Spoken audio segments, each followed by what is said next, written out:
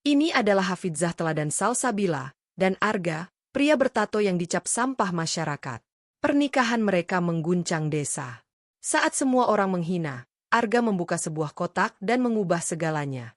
Matahari pagi di desa Sukamulya selalu punya rasanya sendiri.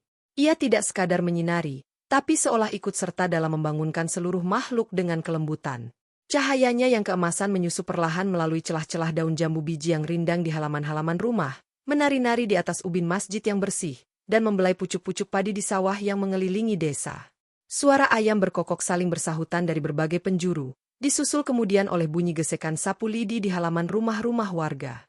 Itulah simfoni pembuka hari di Sukamulya, desa yang tenang di lembah itu, di mana waktu terasa berjalan lebih perlahan, dan nilai-nilai kebersamaan serta keagamaan masih menjadi tali pengikat yang kuat. Di tengah-tengah desa itu, berdiri dengan gagah Masjid Jami Al-Mujahidin. Kubahnya yang berwarna biru toska menjadi pemandangan pertama yang terlihat dari jalan utama. Masjid itu bukan hanya tempat sholat, ia adalah jantung kehidupan warga Sukamulya. Dari sanara segala aktivitas keagamaan, sosial, bahkan pendidikan berdenyut. Setiap hari, terutama selepas sholat subuh dan maghrib, langgam-langgam anak-anak membaca Iqra, dan Al-Quran terdengar meliuk-liuk dari serambi masjid, menjadi latar suara yang paling disukai oleh para orang tua di desa itu. Di antara suara-suara murni itu, ada satu suara yang sering menjadi pemandu. Lantunan yang jernih, tajwid yang nyaris sempurna, dan irama, murattal, yang menghanyutkan. Itu adalah suara Salsabila binti Darwis. Di sebuah rumah berarsitektur Jawa modern, tidak jauh dari masjid, Salsabila sudah duduk di beranda kecilnya yang menghadap ke taman bunga sederhana. Wanita berusia 25 tahun itu duduk bersila di atas sajadah bermotif bunga hijau muda. Di pangkuannya, terbentang sebuah mushaf Al-Quran yang sudah agak lusak di sampulnya, tetapi terawat dengan sangat baik. Matanya yang teduh dan berwarna coklat muda itu menatap tajam pada huruf-huruf di hadapannya, bibirnya bergerak pelan namun penuh keyakinan. Itu adalah waktu murajaahnya, mengulang hafalan agar tidak lupa. Hari ini, dia mengulang juz 28, surah-surah pendek yang sudah hafal di luar kepala sejak remaja, tapi tetap dibaca dengan penuh hikmat. Salsabila, sudahkah kau siapkan bahan untuk pengajian nanti sore? Suara lembut dari dalam rumah menyapunya. Ibu Maryam, ibunya, muncul dengan senyum yang selalu hangat. Wajahnya yang bulat dan bersih mencerminkan ketenangan hidupnya. Sudah, Umi. Saya ulang hafalan dulu sebentar. Nanti jam 9 ke panti seperti biasa, jawab Salsabila, mengangkat mukanya dengan senyum. Ikatan jilbabnya yang warna peach sederhana, cocok dengan kulitnya yang bersih. Baik. Jangan lupa sarapan. Ayahmu sudah berangkat ke kantor kelurahan tadi. Pak Darwis, ayah Salsabila, adalah sekretaris desa Sukamulya. Seorang laki-laki tegas berusia 55 tahun, dikenal sangat disiplin dan menjunjung tinggi nilai agama serta adat. Di mata masyarakat, keluarga Darwis adalah keluarga teladan. Istrinya Syalihah, anak perempuannya seorang Hafidzah, dan anak laki-lakinya, kakak Salsabila, sedang menuntut ilmu di pesantren terkenal di Jawa Timur. Kehormatan adalah sesuatu yang sangat dijunjung tinggi oleh Pak Darwis, dan dia membesarkan anak-anaknya dengan prinsip yang sama. Setelah menyelesaikan murajaah, Salsabila masuk ke dalam rumah yang rapi dan bersih. Rumah itu terasa damai. Foto-foto keluarga menghiasi dinding, bersama dengan kaligrafi, Allah, dan Muhammad, di bingkai sederhana. Salsabila adalah kebanggaan keluarga, tetapi beban itu tidak pernah terasa memberatkan baginya karena dia mencintai apa yang dilakukannya. Menghafal Al-Quran bukan untuk pamer, tapi adalah panggilan jiwa. Pukul 9:50, Salsabila sudah bersiap. Dia mengenakan abaya panjang berwarna abu-abu muda dengan jilbab senada, praktis namun tetap anggun. Di tangannya, sebuah tas kain berisi beberapa buku Iqra, Al-Quran Braille, untuk beberapa nenek yang rabun, dan kue-kue kecil buatan Ibu Maryam. Ummi, saya berangkat. Hati-hati, sayang. Sampaikan salam saya untuk nenek-nenek di sana. Perjalanan ke Panti Jompo, Bunda Aisyah, membutuhkan waktu 10 menit dengan motor bit merahnya yang sudah tua namun terawat. Panti itu terletak di pinggir desa, dekat dengan persawahan. Bangunannya sederhana, sebuah rumah besar yang dimodifikasi, dengan halaman yang ditanami beberapa pohon bunga dan tempat duduk. Suasana di sini selalu tenang, meski terkadang diselingi oleh obrolan lantang para lansia yang sudah tuli atau tertawa renyah mereka. Salsa anak Syalehah datang. Sambutan selalu hangat dari Ibu Tuti, pengelola panti yang berbadan besar dan berhati lapang. "Assalamualaikum, Bu Tuti. Apa kabar?" "Alhamdulillah. Nenek Lastri sudah nanya-nanya dari tadi. Mana guru ngajinya?" Ibu Tuti tertawa. Senyum Salsabila merekah. Nenek Lastri, seorang janda berusia 80 tahun dengan ingatan yang sudah maju mundur, adalah salah satu murid kesayangannya. Meski sering lupa, semangatnya untuk belajar mengaji tak pernah pudar. Kegiatan di panti itu sederhana. Salsabila duduk di beranda yang teduh, dikelilingi oleh 5 atau 6 nenek yang masih cukup sehat. Dia membacakan ayat-ayat pendek, mengajak mereka mengulang, dan menjelaskan makna sederhananya dengan analogi yang mudah dicerna. Sabarnya tidak berbatas. Saat Nenek Lastri mengulang-ulang satu ayat yang sama karena lupa, Salsabila hanya tersenyum dan membimbingnya dengan tangan yang lembut. "Ini, Nek. Mulutnya yang ini. Bismillah. Bismillah, iya, Bismillah." "Lupa saya, Cah," jawab Nenek Lastri dengan mata yang sudah keruh. Di sela-sela kegiatan, Salsabila membagikan kue buatan ibunya. Suasana penuh kehangatan dan ketulusan. Inilah dunia lain Salsabila, di mana dia tidak sekadar sang hafidzah, tetapi lebih sebagai Salsa, teman bicara, pendengar setia, dan penghibur bagi para lansia yang sering merasa kesepian. Sementara itu, di rumahnya, Pak Darwis pulang untuk sholat zuhur dan makan siang. Dia duduk di meja makan, membicarakan rencana pembangunan pos ronda baru dengan Ibu Maryam. "Salsabila di mana?" tanyanya sambil menyuap nasi.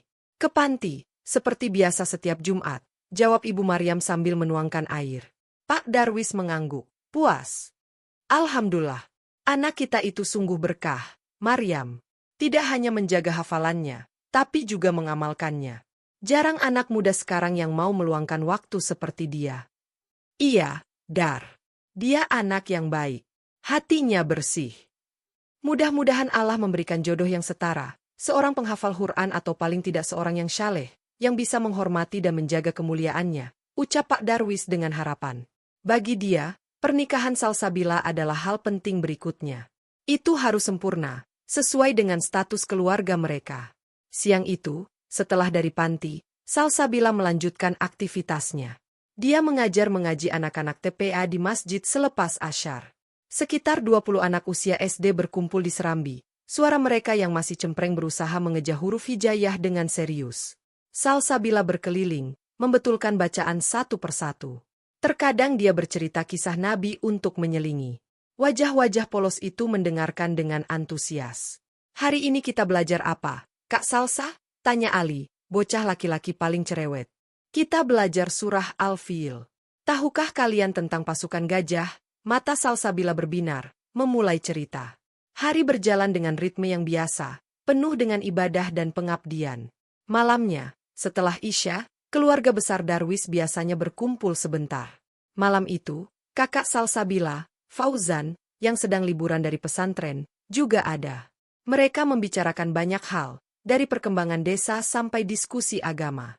Pak Darwis dengan bangga mendengar lantunan hafalan Fauzan, dan meminta Salsabila untuk membacakan surah Ar-Rahman, suara favoritnya.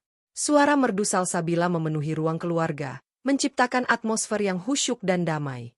Di balik jendela kamarnya yang menghadap ke kebun belakang, Salsabila merenung sebelum tidur. Dia bersyukur atas kehidupan yang diberikannya. Dia mencintai Al-Quran, mencintai mengajar, mencintai keluarganya. Namun, kadang dalam hati kecilnya yang paling dalam, ada pertanyaan yang tak pernah terucap. Apakah hidupnya akan selalu seperti garis lurus yang sudah ditentukan? Tenang, terhormat, dan dapat diprediksi? Dia mengusir pikiran itu. Itu adalah bentuk tidak syukur, pikirnya. Dia kembali membuka musyafnya, mencari ketenangan dalam lantunan ayat-ayatnya. Desa Sukamulia pun tertidur dalam damai. Kabut tipis mulai turun di persawahan. Masjid Al-Mujahidin berdiri kokoh dalam gelap, penjaga harmoni yang tak pernah lelah. Kehidupan di sini seperti aliran sungai yang tenang, semuanya berjalan pada tempatnya. Tidak ada yang menyangka bahwa sebentar lagi, sebuah batu yang berasal dari tempat tak terduga akan dilemparkan ke dalam sungai itu, menciptakan riak-riak yang akan menguji setiap keyakinan, setiap prasangka, dan setiap makna dari cinta dan keimanan yang mereka agung-agungkan selama ini. Tapi untuk saat ini, malam masih sunyi. Salsabila tertidur dengan tenang, sama seperti ratusan malam-malam sebelumnya. Esok adalah Jumat, Hari dia akan ke panti lagi. Hari yang sama, rutin, dan damai. Jumat pagi di Sukamulia selalu membawa nuansa berbeda. Udara terasa lebih bersih, seolah menyiapkan diri untuk menyambut hari yang dimuliakan. Di rumah keluarga Darwis, aroma bunga melati dan pandan menyeruak dari dapur, tempat Ibu Maria menyiapkan beras jagung, nasi jagung dengan kuah santan dan sayuran, menu khas Jumat yang akan dibagikan ke tetangga terdekat. Salsabila, setelah menyelesaikan tahajud dan murajaah subuh, membantu ibunya membungkus nasi jagung dalam daun pisang. Jangan lupa bawa untuk Ibu Tuti dan nenek-nenek di panti, pesan Ibu Maryam sambil mengikat erat bungkusan daun pisang. Iya, Ummi. Pasti mereka senang, jawab Salsabila sambil menyusun bungkusan-bungkusan itu dengan rapi di dalam keranjang. Pukul 9, seperti biasa, Salsabila meluncur dengan motornya menuju panti Bunda Aisyah. Keranjang berisi nasi jagung dan buku-buku mengaji diletakkan dengan aman di depannya. Pikirannya melayang kepada daftar hafalan yang akan diulang bersama para lansia hari ini. Surah Al-Mulk ayat 15, ayat-ayat tentang kekuasaan langit dan bumi.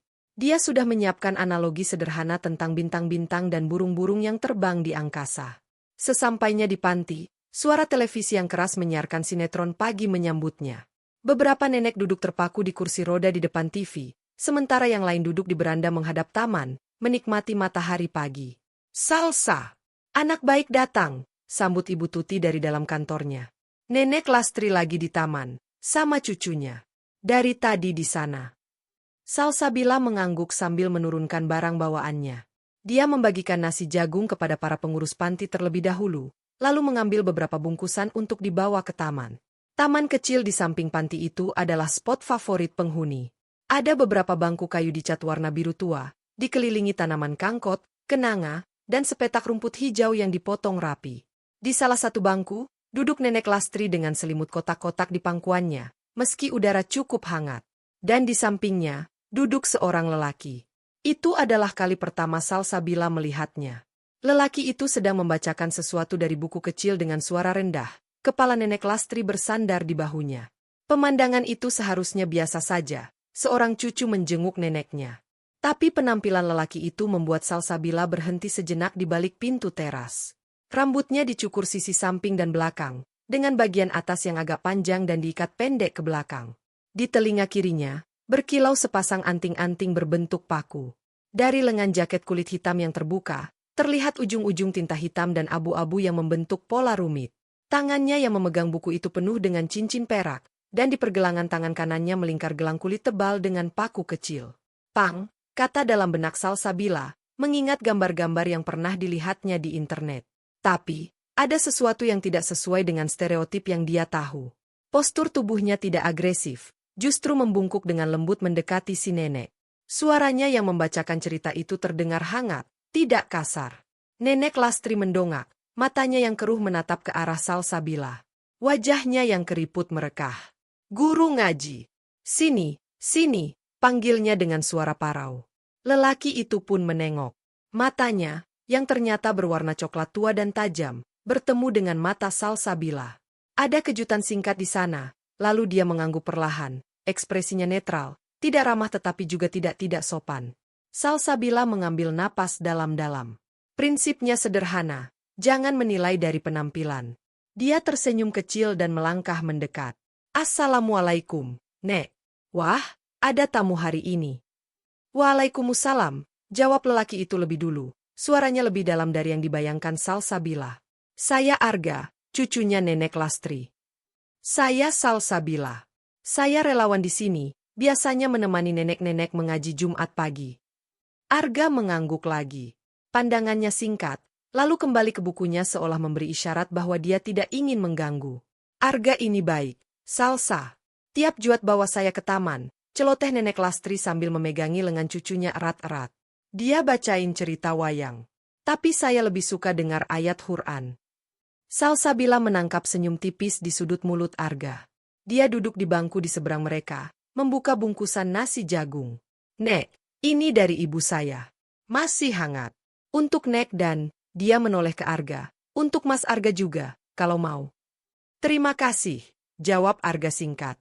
Dia menerima bungkusan itu, membukanya untuk neneknya, lalu meletakkan miliknya di sampingnya. Saya nanti saja. Kegiatan mengaji pun dimulai. Salsabila membacakan surah Al-Mulk dengan tartil. Suaranya yang jernih memenuhi sudut taman yang tenang. Nenek Lastri menyimak dengan serius, bibirnya komat kamit mengikuti. Salsabila sesekali melirik ke Arga. Dia diam, tidak ikut mengikuti, tetapi matanya tertuju padanya, mendengarkan. Ekspresinya sulit dibaca, antara kagum dan tertegun. Setelah mengulang-ulang ayat dan menjelaskan tentang langit yang ditinggikan tanpa tiang, Salsabila menutup dengan doa. Nah, sekarang Nek Lastri hafal, kan? Langit itu Allah yang pegang, jadi kita jangan takut sama apapun selain Allah, ujar Salsabila. Iya, iya. Allah Maha Besar, gumam Nenek Lastri. Lalu tiba-tiba dia menoleh ke Arga. Arga, kamu harus rajin ngaji kayak salsa.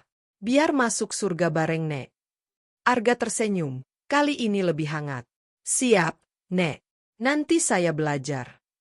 Salsabila membereskan buku-bukunya. Arga tiba-tiba berbicara. Itu surah Al-Mulk, ya? Yang bisa menyelamatkan dari siksa kubur. Salsabila terkejut. Dia tidak menyangka pertanyaan itu datang darinya. Iya, betul. Ada haditsnya. Mas, tahu. Arga mengangkat bahu, agak kikuk. Cuma baca-baca. Nenek sering cerita. Dia diam sejenak, lalu bertanya lagi, suaranya rendah, penuh rasa ingin tahu yang tulus. Ayat ketiga, tentang Fairun, burung, yang syafat, terbang berbaris. Itu maksudnya burung-burung itu terbang dengan aturan dari Allah, ya? Bukan cuma insting. Pertanyaan itu membuat Salsabila terdiam. Itu bukan pertanyaan biasa. Itu adalah pertanyaan mendalam tentang tanda-tanda kekuasaan Allah dalam alam. Menurut sebagian mufasir, iya, jawab Salsabila perlahan, mencoba memilih kata. Aturan yang Allah tetapkan di alam semesta, termasuk insting burung untuk bermigrasi secara teratur, itu adalah sunatullah. Itu semua bukti bahwa segala sesuatu berjalan di bawah ilmu dan kuasanya, tidak ada yang sia-sia atau kebetulan.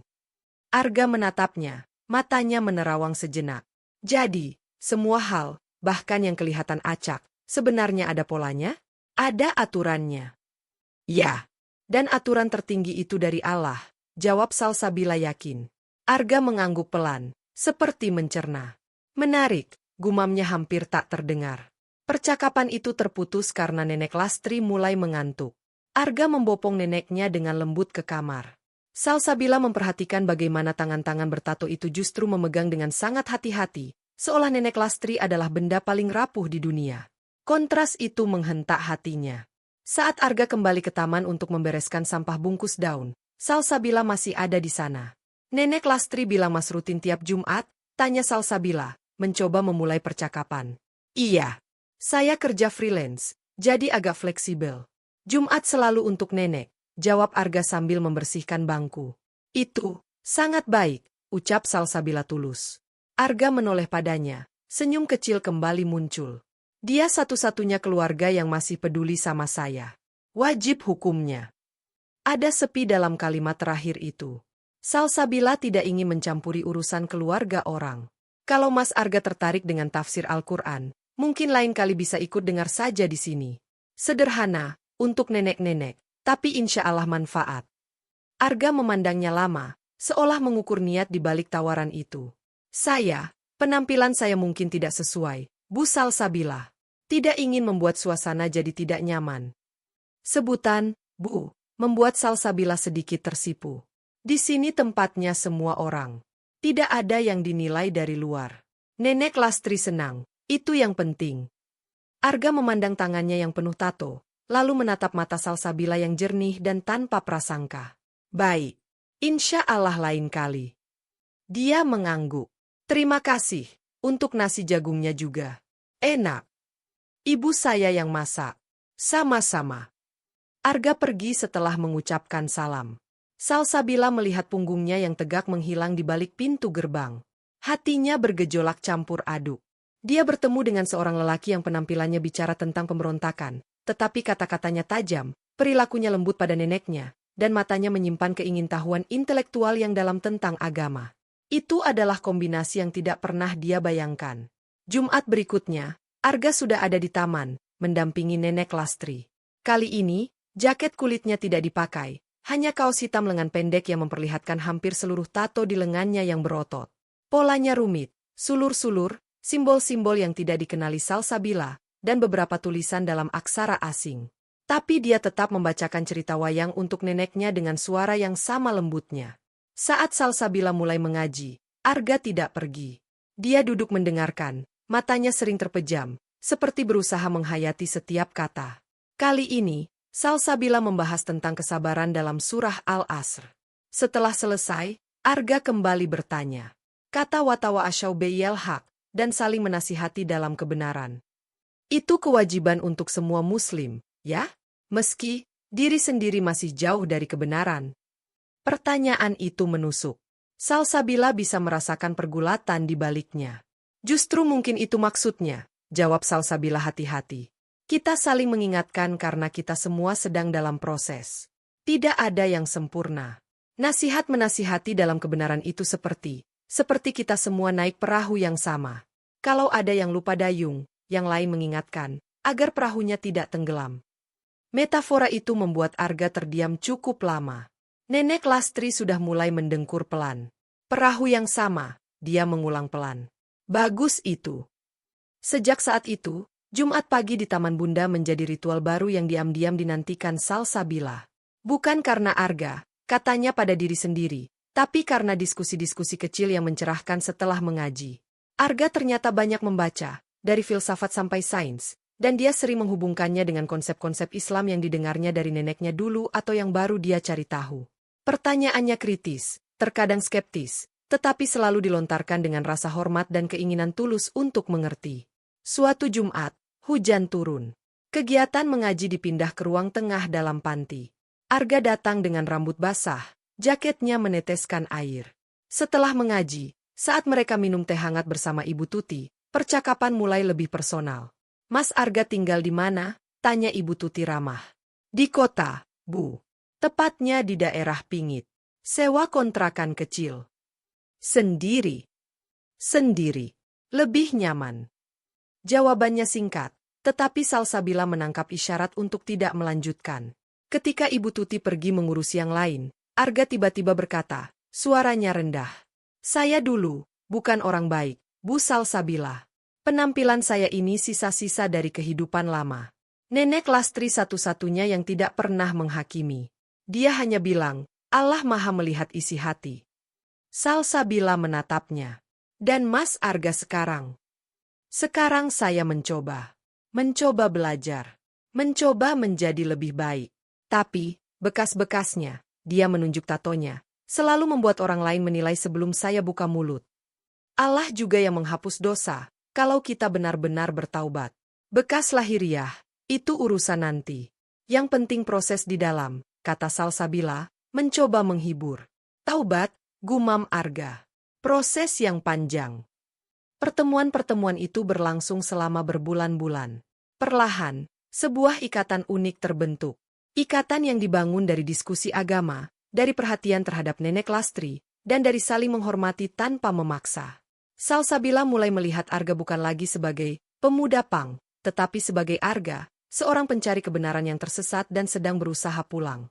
Dia melihat ketekunannya belajar, kerendahan hatinya menerima nasihat, dan kesetiaannya yang tak tergoyahkan pada sang nenek. Di sisi lain, Arga melihat Salsabila sebagai cahaya yang tenang namun kuat.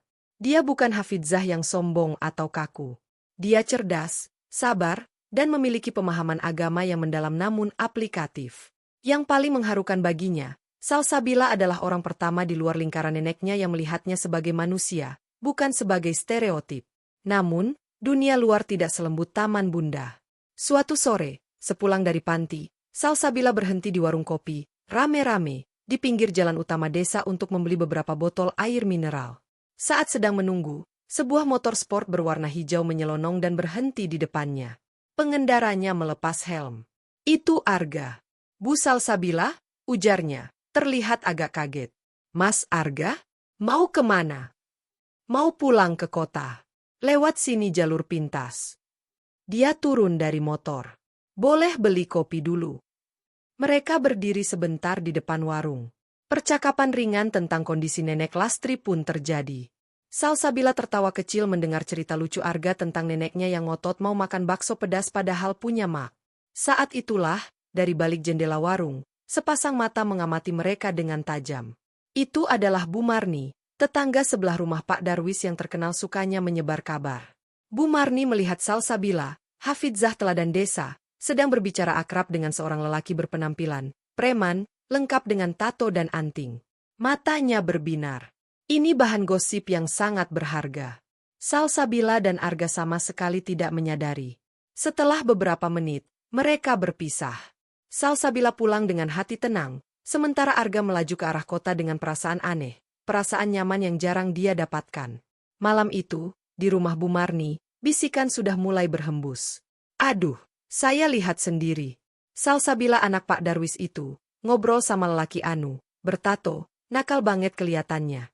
Kok bisa ya? Bisikan itu masih kecil, seperti percik api di tengah rumput kering. Tapi percik api itu sudah mulai menyala, menunggu angin yang tepat untuk membesar menjadi api unggun yang bisa membakar segala reputasi. Sementara itu, di kamarnya, Salsabila menulis di jurnal kecilnya, tentang hari yang menyenangkan, tentang pertanyaan Arga mengenai konsep syukur, dan tentang senyum Nenek Lastri. Dia sama sekali tidak tahu bahwa benteng harmonis kehidupan yang selama ini dia jalani, sudah mulai retak. Musim berganti. Hujan mulai sering menyapa Sukamulia di sore hari, membasahi tanah dan menyegarkan udara. Di panti Bunda Aisyah, pohon kenanga di taman mulai berbunga lebih lebat, menyebarkan wangi yang menenangkan. Ritual Jumat Salsabila dan Arga telah berubah dari sekadar pertemuan formal menjadi sesuatu yang lebih dalam, lebih berarti. Sebuah kepercayaan telah tumbuh di antara mereka, rapuh namun kuat, seperti benang laba-laba yang halus namun mampu menahan embun pagi. Hari itu, setelah sesi mengaji yang membahas tentang ampunan Allah dalam surah Az-Zumar, Nenek Lastri kelelahan dan dibawa Ibu Tuti ke kamarnya lebih awal. Salsabila dan Arga pun tetap duduk di bangku taman, ditemani teh jahe hangat dan langit sore yang berwarna jingga lembut. Pertanyaan Mas Arga tadi tentang Efamen Adzlamu Miman Kadzaba, Allah, maka siapakah yang lebih zalim daripada orang yang berdusta atas nama Allah? Itu pertanyaan yang berat, ucap Salsabila, menyeruput tehnya. Apa yang membuat Mas bertanya tentang itu?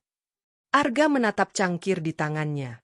Tangannya yang bertato itu terlihat kontras dengan keramik polos berwarna putih. Dia diam sejenak, seolah memilih kata-kata. Saya pernah bertemu dengan orang-orang yang mengaku sangat religius, Bu Salsabila. Mereka bersorban, jenggot panjang, bicara dengan ayat-ayat. Tapi tindakan mereka kejam, menghakimi, memfitnah, bahkan menipu atas nama agama. Suaranya datar, namun ada getar pahit di dalamnya.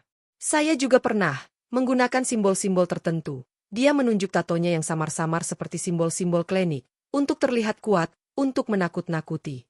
Itu juga dusta. Dusta tentang siapa diri saya sebenarnya. Salsabila mendengarkan dengan penuh perhatian. Ini pertama kalinya Arga membuka pintu ke masa lalunya lebih dari sekadar isyarat. Jadi, buat saya, ayat itu mengingatkan bahwa kebenaran itu bukan di simbol atau penampilan.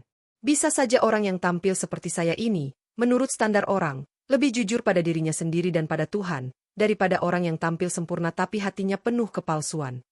Dia menghela napas. Tapi tentu saja, ini bukan pembenaran. Ini hanya pengamatan. Itu pemahaman yang sangat dalam, Mas, ucap Salsabila perlahan. Rasulullah juga bersabda, Allah tidak melihat rupa dan harta kalian, tapi melihat hati dan amal kalian. Tapi, dia berhati-hati, bukankah kita juga diperintahkan untuk menunjukkan kebaikan melalui lahiriah? Seperti menutup aurat, berpenampilan sopan, agar orang lain juga tidak salah paham. Arga mengangguk. Sebuah senyum kecil yang pahit muncul.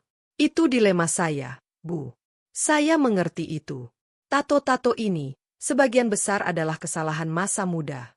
Saat saya putus asa, marah pada dunia, dan ingin memberontak pada semua aturan. Mereka adalah bagian dari identitas lama saya. Menghapusnya perlu proses, biaya, dan keberanian untuk benar-benar menghadapi bekas luka yang mereka wakili. Dia memandang lengannya. Beberapa mulai saya cover up dengan motif lain yang lebih netral. Tapi prosesnya lambat. Cover up? Tanya Salsabila penasaran. Mengganti tato lama dengan tato baru di atasnya. Saya sedang mengubahnya sedikit demi sedikit.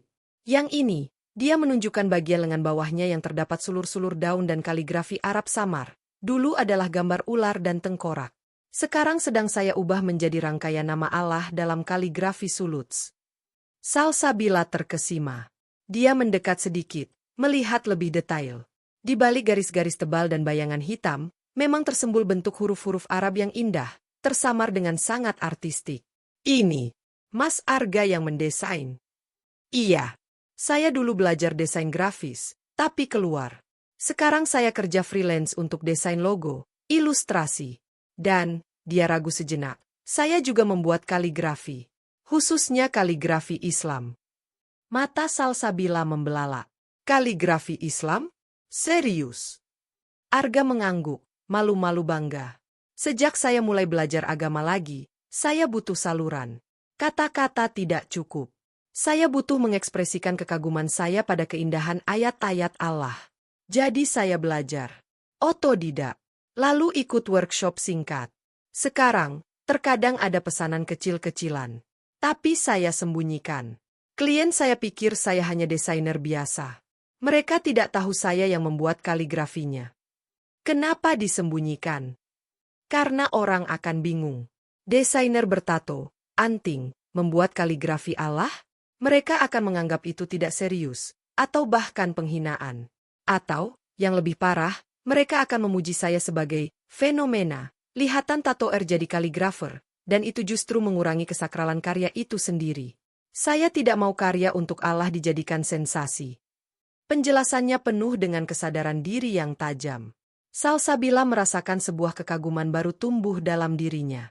Di depan matanya, Arga bukan lagi sekadar pemuda bertato yang baik pada neneknya, melainkan seorang seniman yang dalam, dengan spiritualitas yang otentik dan pergulatan yang nyata. Bolehkah saya lihat karya Mas? Tanyanya penuh harap. Arga tersenyum, kali ini lebih cerah. Dia membuka ponselnya, membuka folder tersembunyi, dan menunjukkan beberapa foto. Hasilnya menakjubkan. Ada kaligrafi bismillah yang ditulis dengan gaya Suluz modern, elegan dan berani. Ada lafaz Allah dan Muhammad yang disusun sedemikian rupa sehingga membentuk gambar burung merpati. Yang paling memukau adalah sebuah karya besar di atas kanvas. Surah Ar-Rahman ayat 15, ditulis dengan tinta emas dan hitam di atas latar belakang biru tua, seperti langit malam yang bertabur bintang. Ini, luar biasa, Mas, bisik Salsabila, takjub. Sungguh indah. Penuh makna. Alhamdulillah. Itu adalah cara saya berzikir, ucap Arga rendah hati. Sore itu, percakapan mereka mengalir lebih bebas. Salsabila bercerita tentang tekanan halus sebagai anak seorang tokoh masyarakat. Tentang bagaimana dia harus selalu menjadi yang terbaik, paling sopan, paling tidak bersalah. Tentang perasaan terkurung dalam kotak, kesalehan sempurna, yang dibuat oleh harapan orang lain. Kadang saya ingin sekali melakukan kesalahan kecil yang tidak dosa, hanya untuk merasa, manusiawi, akunya dengan jujur, sesuatu yang belum pernah dia katakan pada siapapun. Arga mendengarkan dengan empati. Saya paham. Dulu, saya memberontak dengan menjadi sangat tidak sempurna. Sekarang saya sadar, kedua ekstrim itu sama-sama melelahkan. Mungkin yang kita cari cuma keseimbangan. Bisa menjadi baik tanpa merasa dipaksa, bisa menjadi diri sendiri tanpa menyakiti. Kata-katanya seperti obat penenang bagi jiwa Salsabila. Di tengah semua aturan dan harapan, Arga menawarkan perspektif tentang keaslian. Seiring berjalannya waktu, pertemuan mereka tidak lagi terbatas di panti. Kadang, jika kebetulan berpapasan di warung kopi atau toko buku di kota terdekat, mereka akan menyapa dan mengobrol sebentar. Selalu di tempat umum, selalu singkat, dan selalu dengan topik yang aman. Namun, bagi Bu Marni dan mata-mata desa lainnya, setiap pertemuan singkat itu adalah bahan bakar baru. Suatu sore, Salsabila pulang dari mengajar TPA. Ibu Maria menyambutnya di teras dengan wajah sedikit cemas. Sal, tadi Bu Marni kesini. Dia bertanya hal aneh. Apa itu, Umi? Dia tanya, apakah kau punya kenalan baru, seorang pemuda, penampilannya tidak biasa. Dia bilang melihatmu beberapa kali ngobrol dengannya. Jantung Salsabila berdebar kencang. Tapi dia berusaha tenang. Oh, itu Arga, Umi. Cucu nenek Lastri di panti. Dia baik. Rajin menjenguk neneknya. Kami kadang ngobrol tentang pengajian untuk nenek-nenek. Penjelasannya logis dan sebagian benar. Ibu Maria memandangnya, wajahnya masih ragu. Hati-hati, sayang. Kau tahu bagaimana orang desa ini. Mereka cepat berprasangka. Ayahmu juga tidak akan suka kalau kau terlihat akrab dengan laki-laki yang penampilannya mencolok. Saya tahu, Umi. Tapi Allah yang menilai hati, bukan? Ibu Maria menghela napas, mengusap kepala putrinya. Iya, tapi hidup di masyarakat, kita juga harus bijak. Jangan sampai niat baikmu disalah tafsirkan. Peringatan itu menggantung di udara. Salsabila menjadi lebih berhati-hati. Dia mengurangi pertemuan tidak sengaja di luar panti. Tapi justru karena itu, momen-momen Jumat di taman menjadi lebih berharga. Mereka mulai bertukar kontak, awalnya hanya untuk mengoordinasikan jadwal kunjungan atau kondisi Nenek Lastri.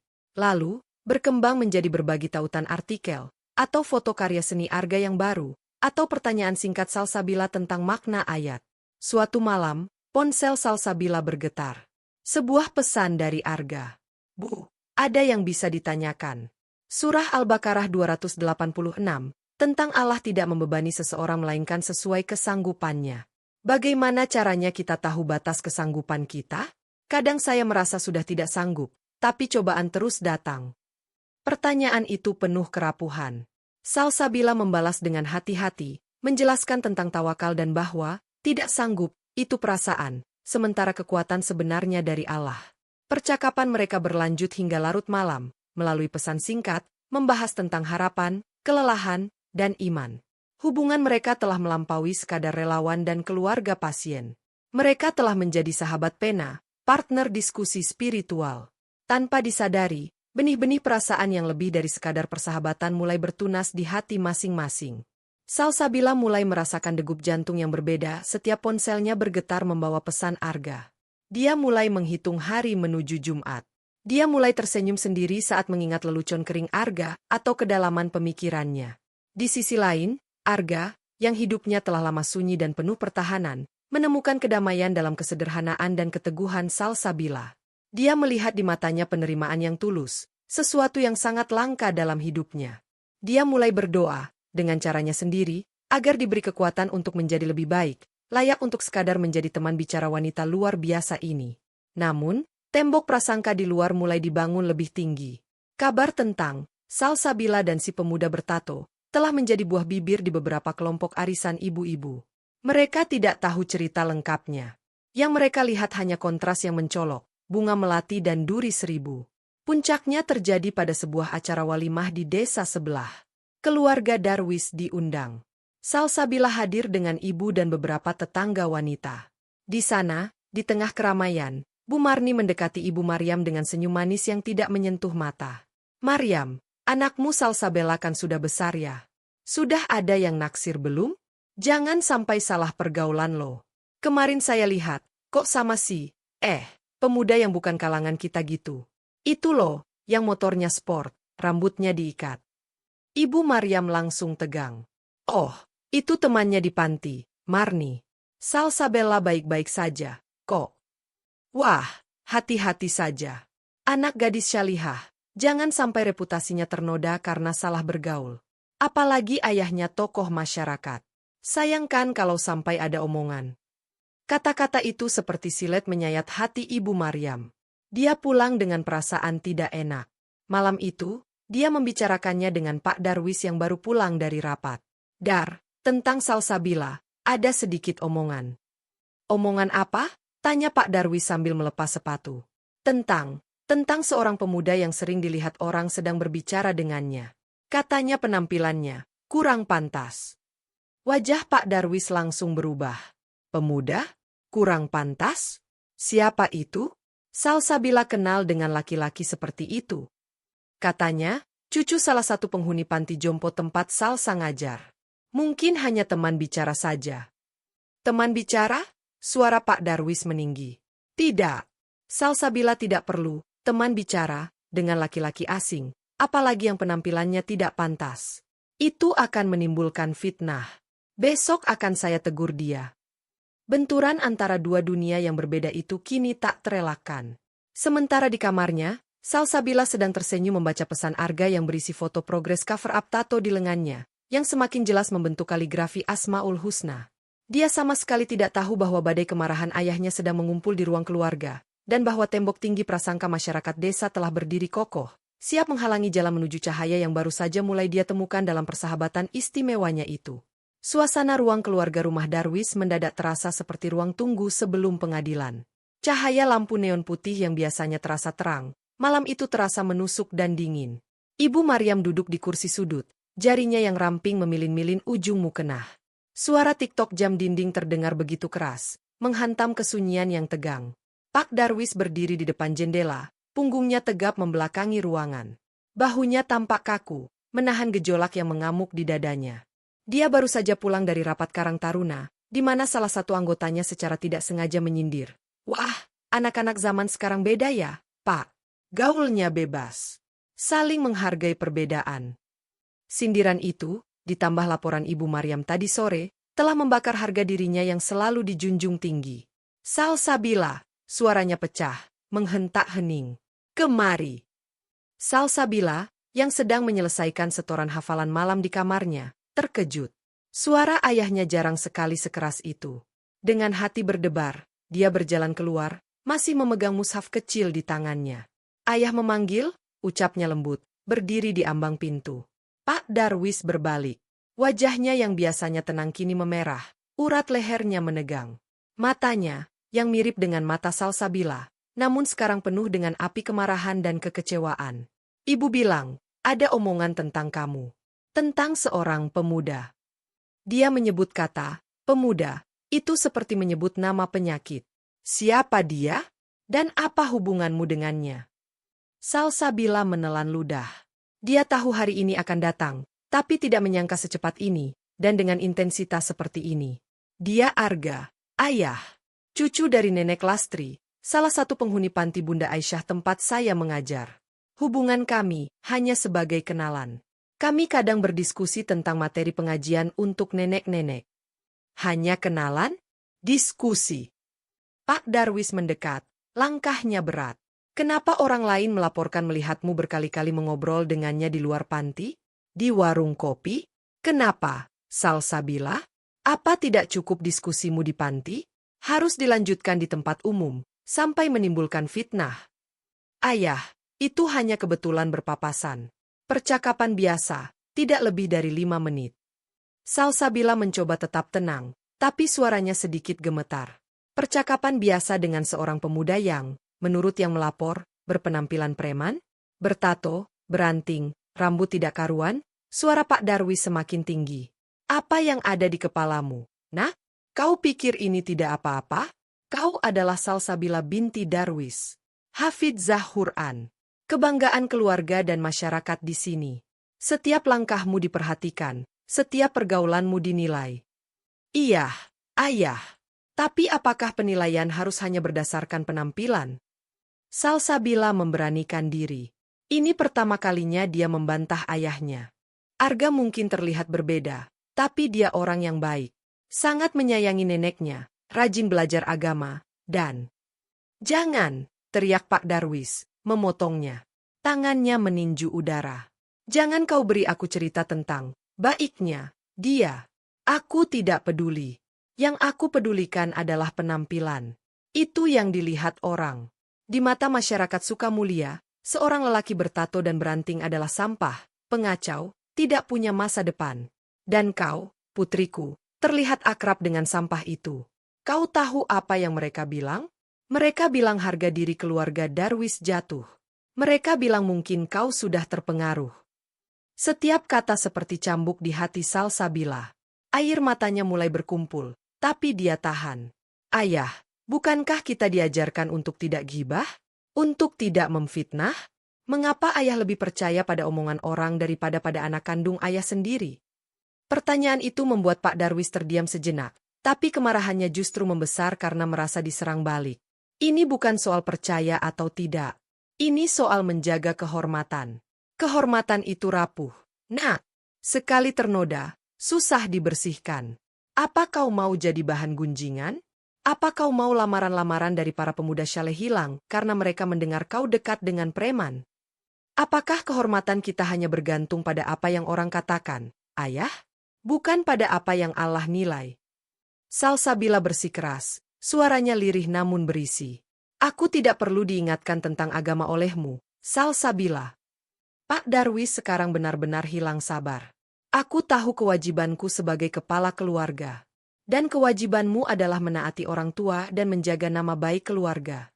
Mulai sekarang, aku larang kau bertemu lagi dengan pemuda itu. Bahkan di panti sekalipun. Jika perlu, kau berhenti saja mengajar di sana. Mengajar di panti adalah ibadah, Ayah. Saya tidak bisa menghentikannya begitu saja. Dan Arga adalah cucu Nenek Lastri. Mustahil saya menghindar saat dia menjenguk neneknya. Bantah Salsabila, air mata akhirnya menetes. Kalau begitu, kau carilah waktu lain. Atau aku yang akan bicara dengan Ibu Tuti, ancam Pak Darwis. Pilih, Salsabila. Taati ayahmu, atau pertahankan persahabatan MU yang tidak pantas itu. Ibu Maryam yang selama ini diam, tidak tahan lagi. Darwis, cukup. Jangan terlalu keras. Salsa anak baik, dia pasti punya pertimbangan. Jangan ikut campur, Maryam, hardik Pak Darwis. Ini demi masa depannya. Aku tidak mau melihat anak perempuanku terjatuh karena salah pergaulan. Salsabila menarik napas dalam-dalam. Rasa sakit, kecewa, dan sedikit pemberontakan bergolak di dadanya. Dia melihat mata ayahnya yang penuh amarah, dan mata ibunya yang penuh ketakutan. Baik, Ayah, ucapnya akhirnya, suaranya parau. Saya akan berusaha menjaga jarak. Tapi tolong, jangan hentikan kegiatan saya di panti. Nenek-nenek di sana membutuhkan saya. Pak Darwis melihat air mata di wajah putrinya. Sebagian hatinya tersentuh, tapi harga diri dan kemarahannya lebih besar. Dia mengangguk kaku. Jaga jarak. Dan jangan sampai namamu lagi terkait dengan nama pemuda itu. Itu peringatan terakhir. Dia lalu berbalik dan masuk ke kamarnya, membanting pintu perlahan tapi keras. Suara benturan itu menggema di hati Salsabila. Ibu Maryam segera memeluk putrinya yang mulai terisak. Sudah, sayang. Ayahmu hanya khawatir. Dia mencintaimu. Saya tahu, Ummi. Tapi, kenapa begitu mudahnya ayah menghakimi seseorang tanpa mengenalnya? Isak Salsabila. Bukan cuma ayahmu, Sal. Begitulah dunia. Kita hidup di tengah masyarakat. Kadang, kita harus memilih antara kebenaran yang kita yakini dan kedamaian yang orang lain inginkan. Ibu Maria membelai rambutnya. Tapi ibu percaya padamu. Hati-hati saja, ya. Malam itu, Salsabila tidak bisa tidur. Ponselnya bergetar. Pesan dari Arga. Bu, besok Jumat saya ada meeting klien pagi, jadi telat ke panti. Kalau sampai sebelum Nenek Lastri tidur siang, tolong temani ya. Terima kasih. Pesan biasa. Tapi kini terasa seperti bara api. Haruskah dia membalas? Haruskah dia menuruti ayahnya dan memutus komunikasi? Hatinya sakit. Dia tidak ingin menyakiti Arga yang tidak tahu apa-apa. Tapi juga tidak ingin memberontak pada ayahnya. Akhirnya, dengan berat hati, dia membalas singkat. Baik, Mas Arga. Insya Allah. Tapi mungkin lain kali, untuk menghindari kesalahpahaman, lebih baik komunikasi kita seperlunya saja tentang Nenek Lastri. Mohon maaf. Pesan itu terkirim.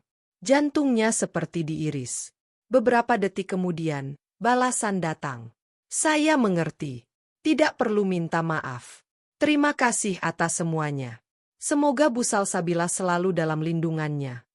Tidak ada tanya, tidak ada protes. Hanya penerimaan yang tenang, yang justru membuat Salsabila semakin sedih. Arga mengerti. Dia terbiasa dengan penolakan. Jumat pagi, Salsabila pergi ke panti dengan beban berat. Dia mengajar seperti biasa, tapi matanya sering melirik ke pintu gerbang, berharap sekaligus takut melihat motor sport hijau itu muncul. Hari itu Arga tidak datang.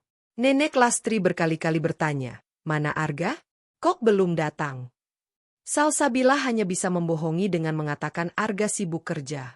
Sepulang dari panti, di perjalanan, motor Salsabila melewati jalan kecil di pinggir sawah. Di kejauhan, dia melihat sebuah motor sport hijau terparkir di sebuah gubuk sawah. Dan di sampingnya, duduk seorang lelaki dengan jaket kulit, menghadap ke hamparan padi yang menghijau.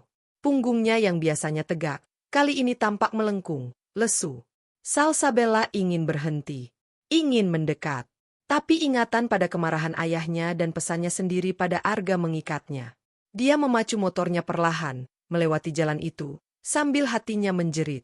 Hari-hari berikutnya terasa suram.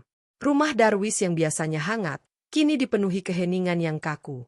Pak Darwis hampir tidak berbicara dengan Salsabila kecuali untuk hal yang perlu. Salat berjamaah di rumah, yang biasanya dinantikan sebagai momen kebersamaan, kini dilakukan dengan cepat dan tanpa tadarus bersama setelahnya. Pak Darwis lebih banyak menghabiskan waktu di kantor kelurahan atau di masjid. Tekanan sosial pun tak kunjung reda. Beberapa ibu-ibu pengajian mulai menyelidik Ibu Maryam dengan pertanyaan-pertanyaan prihatin. Seorang ustadzah yang dihormati pun menasihati Salsabila secara halus tentang pentingnya menjaga pergaulan. Setiap tatapan yang dilemparkan kepadanya di pasar atau di jalan seolah membawa pertanyaan dan penghakiman. Salsabila merasa seperti hidup dalam sangkar kaca.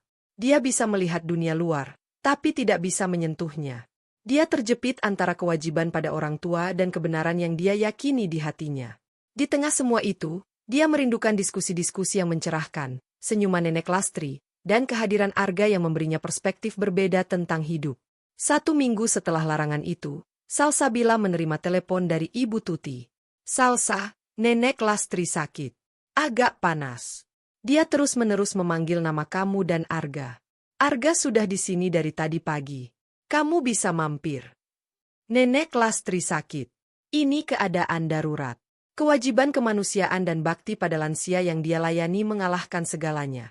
Tanpa pikir panjang, Salsabila bergegas ke panti. Di ruang sakit sederhana panti, Nenek Lastri terbaring lemah. Arga duduk di sampingnya, memegangi tangannya yang keriput. Wajahnya tampak letih dan cemas. Saat melihat Salsabila masuk, matanya berkedip, menunjukkan kelegaan dan sesuatu yang lain. "Bu Salsabila, terima kasih sudah datang." Mbak Tuti telepon. "Gimana kondisinya, Nek?" tanya Salsabila, langsung mendekati tempat tidur. "Batuk pilek biasa, tapi karena usia, harus hati-hati. Sudah dikasih obat. Ini lebih butuh teman," jelas Ibu Tuti. Salsabila duduk di sisi lain tempat tidur. Dia mulai membacakan ayat-ayat ruqyah dengan suara lembut. Nenek Lastri tenang mendengarnya, matanya terpejam. Arga duduk diam, mendengarkan. Air mata diam-diam mengalir di pipinya. Saat Salsabila selesai, dia melihat tangis Arga. Hatinya tersentak. Setelah Ibu Tuti keluar, hanya mereka bertiga di ruangan. "Maaf, Bu," bisik Arga, mengusap air matanya. "Saya khawatir. Nenek ini segalanya." "Saya paham," jawab Salsabila lembut. "Dia akan baik-baik saja, insya Allah." Diam sejenak. Lalu Arga berkata, tanpa menatapnya, "Saya tahu ada masalah. Di desa ini, kabar buruk menyebar lebih cepat dari angin. Saya dengar keluarga Bu mendapat tekanan karena pertemanan kita." Salsabila menghela napas. "Iya, ayah saya sangat marah." "Dan itu wajar," ucap Arga, suaranya datar. "Saya tidak menyalahkannya. Jika saya punya anak perempuan seperti Bu Salsabila, saya mungkin juga akan marah melihatnya dekat dengan orang seperti saya." "Jangan berkata seperti itu," protes Salsabila. Arga akhirnya menatapnya. Di matanya, Salsabila melihat kesedihan yang dalam dan penerimaan yang membuatnya sakit. Bu Salsabila adalah orang baik. Orang penting di desa ini. Saya hanya Arga. Dengan masa lalu kelam dan penampilan yang menakutkan. Pertemanan kita, meski tulus, hanya akan membawa masalah untuk Bu. Saya tidak ingin itu." Dia berdiri. "Mungkin lebih baik kita memang menjaga jarak. Untuk kebaikan semua. Untuk Nenek Lastri juga, biar tidak ada lagi omongan." Keputusan itu, yang justru keluar dari mulut Arga, terasa lebih menyakitkan bagi Salsabila daripada kemarahan ayahnya. Ini adalah pengakuan kekalahan dari orang yang selama ini dia anggap begitu kuat secara batin. "Tapi kita tidak melakukan kesalahan," bisik Salsabila, suaranya hampir tak terdengar. "Di mata dunia, kita sudah bersalah sejak awal, Bu. Saya karena penampilan saya. Bu karena memberi saya perhatian." Arga memandang Nenek Lastri yang tertidur. "Dunia ini tidak adil. Tapi kita harus bijak." Dia hendak pergi. Salsabila tiba-tiba berdiri. Sebuah keberanian dari sumber yang tidak dia ketahui muncul. "Tunggu." Arga berhenti. "Prinsip saya sederhana, Mas Arga. Allah melihat niat. Selama niat kita bersih, selama kita tidak melanggar batas, saya tidak mau mundur hanya karena omongan orang. Saya akan bicara pada ayah lagi. Dengan cara yang lebih baik. Arga menatapnya, terkejut. Jangan. Itu akan memperburuk keadaan. Tapi membiarkan prasangka yang salah terus berkuasa juga bukan kebenaran, jawab Salsabila dengan keyakinan yang tiba-tiba menguat. Saya akan coba. Beri saya waktu. Pertemuan di ruang sakit itu menjadi titik balik. Saat Salsabila pulang, dia tidak lagi merasa tertekan. Dia merasa punya misi, meluruskan persepsi yang bengkok. Malam itu, setelah sholat Isya, dia mendekati ayahnya yang sedang membaca koran di ruang tamu. Ayah, bolehkah kita berbicara? Dengan tenang. Pak Darwis menurunkan koran, matanya masih waspada. Tentang apa lagi? Tentang Arga. Dan tentang kehormatan kita yang sesungguhnya. Dia mulai bercerita. Tentang Arga yang setiap Jumat setia menjenguk neneknya. Tentang pertanyaan-pertanyaan agama yang mendalam darinya. Tentang proses taubatnya. Tentang karya kaligrafinya yang indah yang dia sembunyikan. Dia bercerita tanpa emosi, hanya fakta yang dia ketahui. Pak Darwis mendengarkan dengan ekspresi yang tidak berubah. Saat Salsabila selesai, dia berkata, "Kau terlalu mudah percaya, Salsabila. Seni kaligrafi? Itu mungkin hanya kamuflase. Orang-orang seperti dia pandai memanipulasi. Mereka menunjukkan sisi baik untuk menutupi sisi buruknya. Ayah, dia tidak pernah meminta apa-apa dari saya. Tidak pernah sekalipun, bantah Salsabila. Belum. Itu namanya strategi. Melunakkan hatimu dulu." Pak Darwis berdiri, suaranya kembali meninggi. "Sudah cukup. Aku tidak mau mendengar namanya lagi. Percakapan ini selesai. Pilihannya tetap sama, taat, atau keluar dari aturan rumah ini." Ancaman itu menggantung di udara. Lebih dingin dan lebih keras dari sebelumnya. Ibu Maryam yang mendengar dari dapur, tercekat. Keluar dari aturan rumah? Itu bahasa halus untuk mengusir. Salsabila melihat mata ayahnya. Di sana, dia tidak lagi melihat kemarahan karena cinta, tapi kemarahan karena harga diri yang terancam, yang buta dan tidak mau mendengar. Hatinya hancur. Dia membungkuk, lalu berbalik dan masuk ke kamarnya. Pintu kamarnya tertutup. Di balik pintu itu, seorang hafidzah yang kuat, untuk pertama kalinya dalam hidupnya, merasakan kesepian yang begitu dalam. Dia terjepit di antara dua batu besar, ketaatan pada orang tua yang menjadi kewajiban agamanya, dan keyakinan pada kebaikan seseorang yang juga diperintahkan agamanya. Di luar, desa Sukamulya tampak tenang. Tapi di dalam rumah Darwis, perang antara prasangka dan kebenaran, antara harga diri dan cinta, telah menyisakan luka yang dalam. Dan badai pertama ini hanyalah pendahulu dari badai yang lebih besar yang akan segera datang, saat hati Salsabila dan Arga, tanpa bisa lagi dibendung, memutuskan untuk mengambil jalan mereka sendiri. Pasca pertarungan yang berakhir dengan ancaman terselubung itu, suasana di rumah Darwis seperti kuburan yang masih dihuni. Angin yang bertiup melalui jendela terasa membawa dingin yang berbeda, menusuk hingga ke tulang. Salsabila tetap menjalankan rutinitasnya dengan sempurna. Tahajud, murajaah, mengajar di panti, dengan pengawasan tidak langsung dari Ibu Maryam yang sekarang lebih sering menemaninya, dan TPA. Namun, cahaya di matanya yang biasanya jernih dan teduh, kini redup. Senyumnya masih ada, tapi tidak lagi mencapai mata. Dia seperti sebuah lukisan yang indah namun telah memudar. Pak Darwis, di sisi lain, berusaha menunjukkan bahwa segalanya telah kembali normal. Dia lebih sering terlibat dalam kegiatan desa, seolah ingin membuktikan bahwa otoritasnya tidak tergoyahkan. Namun, di rumah, dia menjadi pendiam. Percakapan hanya seputar kebutuhan domestik.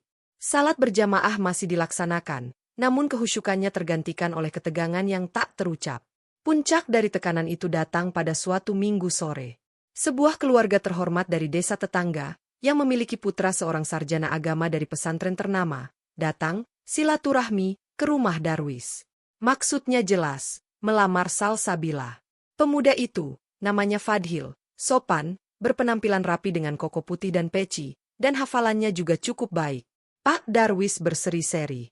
Inilah jodoh yang dia impikan untuk putrinya. Salsabila, ini Mas Fadhil. Dia baru saja wisuda dari pondok modern dan sedang mencari tempat mengabdi, kata Pak Darwis dengan bangga. Salsabila menyapa dengan sopan, tetapi hatinya mati rasa. Dia melihat Fadhil, yang pandangannya penuh dengan penghormatan dan kepemilikan. Seolah Salsabila sudah menjadi haknya yang sah. Percakapan berlangsung kaku. Fadhil berbicara tentang fikih dan usuluddin dengan lancar, namun Salsabila merasa tidak ada kedalaman, tidak ada pergulatan. Segalanya seperti sudah dihafal dari buku. Saat dia bertanya tentang pandangan Fadhil mengenai hakikat taubat dan bagaimana masyarakat seharusnya menyikapi seorang mu'alaf yang masih berjuang dengan bekas masa lalunya, Fadhil menjawab dengan teori yang kaku, yang penting lahiriahnya sudah sesuai syariat. Bekas maksiat harus dihapus total, baru bisa diterima.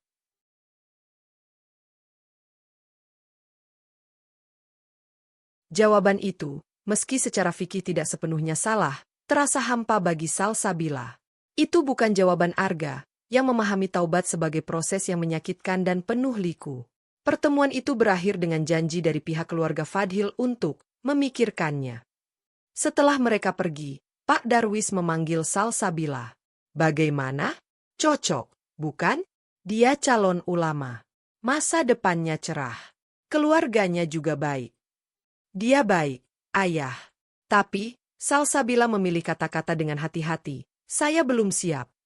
Belum siap? Umurmu sudah 25. Dan dia adalah kesempatan emas. Suara Pak Darwis mulai meninggi lagi. Bukan soal umur, ayah. Tapi soal kesiapan hati. Saya belum mengenalnya. Pernikahan itu untuk membangun cinta. Nah, kau kenal dulu, baru mencintai. Dia pasti akan mencintaimu, melihat siapa dirimu. Tapi Salsabila diam. Di dalam hatinya, sebuah realisasi telah matang. Dia telah mengenal seseorang. Dan dia telah mulai mencintai. Bukan karena paksaan, tapi karena proses yang alami, karena melihat keindahan jiwa di balik tembok yang rusak. Cinta itu tumbuh di taman panti, dalam diskusi tentang ayat-ayat Allah, dalam kesabaran menghadapi nenek yang pikun, dan dalam ketulusan seorang lelaki yang tidak meminta apa-apa darinya. Malam itu, dia memberanikan diri membuka ponselnya. Sudah hampir 3 minggu tidak ada kontak dengan Arga. Selain kabar singkat tentang kondisi nenek Lastri yang mulai membaik, dia mengetik pesan, jarinya gemetar. Mas Arga, besok sore, kalau ada waktu, bisa ketemu sebentar di taman panti? Saya perlu bicara. Balasan datang 5 menit kemudian, singkat.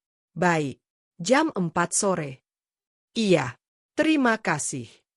Keesokan harinya, Salsabila mengajak Ibu Maryam untuk jalan-jalan ke kebun bunga di ujung desa. Setelah sampai, dia memohon izin untuk mampir ke panti sebentar karena ada buku yang tertinggal. Ibu Maryam, yang mulai memahami pergolakan hati putrinya, hanya mengangguk dengan mata yang penuh kekhawatiran dan doa. Salsabila sampai di panti tepat pukul 4.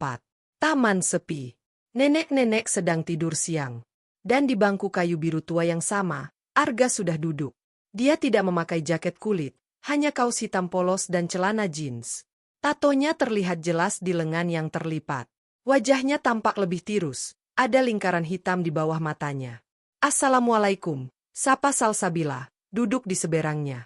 Waalaikumsalam, balas Arga. Suaranya serak. Nenek lagi tidur pulas. Kondisinya sudah jauh membaik. Alhamdulillah. Diam sejenak. Mas Arga, kurus. Arga tersenyum tipis. Banyak kerjaan. Dan banyak berpikir. Tentang apa? Tentang semuanya. Tentang hidup. Tentang kita. Kata, kita, itu menggantung di udara, penuh makna. Salsabila menarik napas dalam-dalam. Ayah saya, melamar saya pada seorang laki-laki kemarin. Seorang calon ustadz. Arga mengangguk pelan, seperti sudah menduga.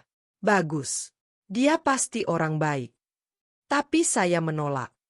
Mata Arga menatapnya, sedikit terkejut. Kenapa? Karena saya tidak mencintainya. Salsabila memandang langsung ke mata Arga, keberanian yang tiba-tiba memancar dari dalam dirinya. Karena hati saya sudah memilih orang lain. Keheningan yang sangat pekat menyergap. Hanya suara burung pipit yang berkicau di pohon kenanga. Arga menatapnya, matanya berbinar dengan emosi yang campur aduk. Kejutan, harapan, ketakutan, dan kesedihan. Jangan, Bu Salsabila, akhirnya dia berkata, suaranya parau. Jangan katakan itu. Itu akan membuat segalanya lebih sulit. Tapi itu benar, Mas Arga. Sejak kita berdiskusi, sejak saya melihat kebaikanmu pada Nenek Lastri, Sejak saya melihat karyamu dan pergulatanmu, saya jatuh cinta. Pengakuan itu keluar dengan tulus, membuat air matanya meleleh. Dan saya tahu ini tidak mudah. Saya tahu ayah saya akan marah besar. Tapi saya tidak bisa memaksakan hati saya pada orang lain. Arga menundukkan kepala, tangannya mengepal. Bu Salsabila, saya bukan orang yang pantas untukmu. Lihat saya. Masa lalu saya kelam. Penampilan saya menakutkan. Saya tidak punya pekerjaan tetap. Keluarga saya berantakan. Kamu adalah cahaya, dan saya adalah bayangan. Cahaya dan bayangan tidak bisa bersatu. Kita semua adalah bayangan, Mas. Dan cahaya itu hanya dari Allah, jawab Salsabila dengan lembut. Kamu bukan bayangan kelam.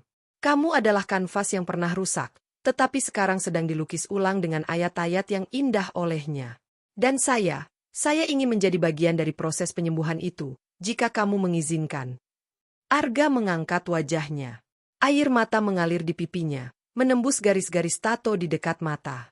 Kamu tidak tahu apa yang kamu katakan. Pernikahan bukan hanya tentang kita berdua.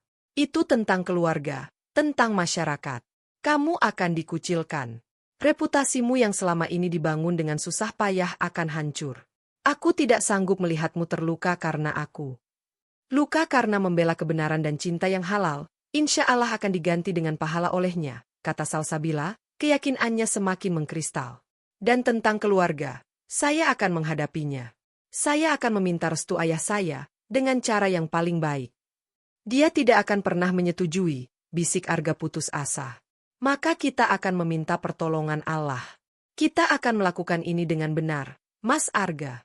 Dengan niat yang lurus. Jika kamu juga memiliki perasaan yang sama. Arga menatapnya lama sekali. Di matanya, pergulatan hebat terjadi. Ketakutan berperang dengan harapan. Akhirnya, dengan napas berat, dia berkata, tentu saja saya memiliki perasaan yang sama. Sejak pertama kali mendengar suaramu membaca Al-Quran, sejak kamu tidak lari ketakutan melihat saya, sejak kamu menjawab pertanyaan-pertanyaan bodoh saya dengan sabar, saya jatuh cinta. Tapi cinta saya adalah cinta yang ingin melindungi. Dan melindungimu berarti menjauh darimu. Tidak, bantah Salsabila, kini tangannya sendiri yang gemetar. Melindungi saya berarti tidak membiarkan saya menikah dengan orang yang tidak saya cintai hanya karena tekanan masyarakat. Melindungi saya berarti memberi saya keberanian untuk memilih yang benar, meski sulit. Dia berhenti sejenak.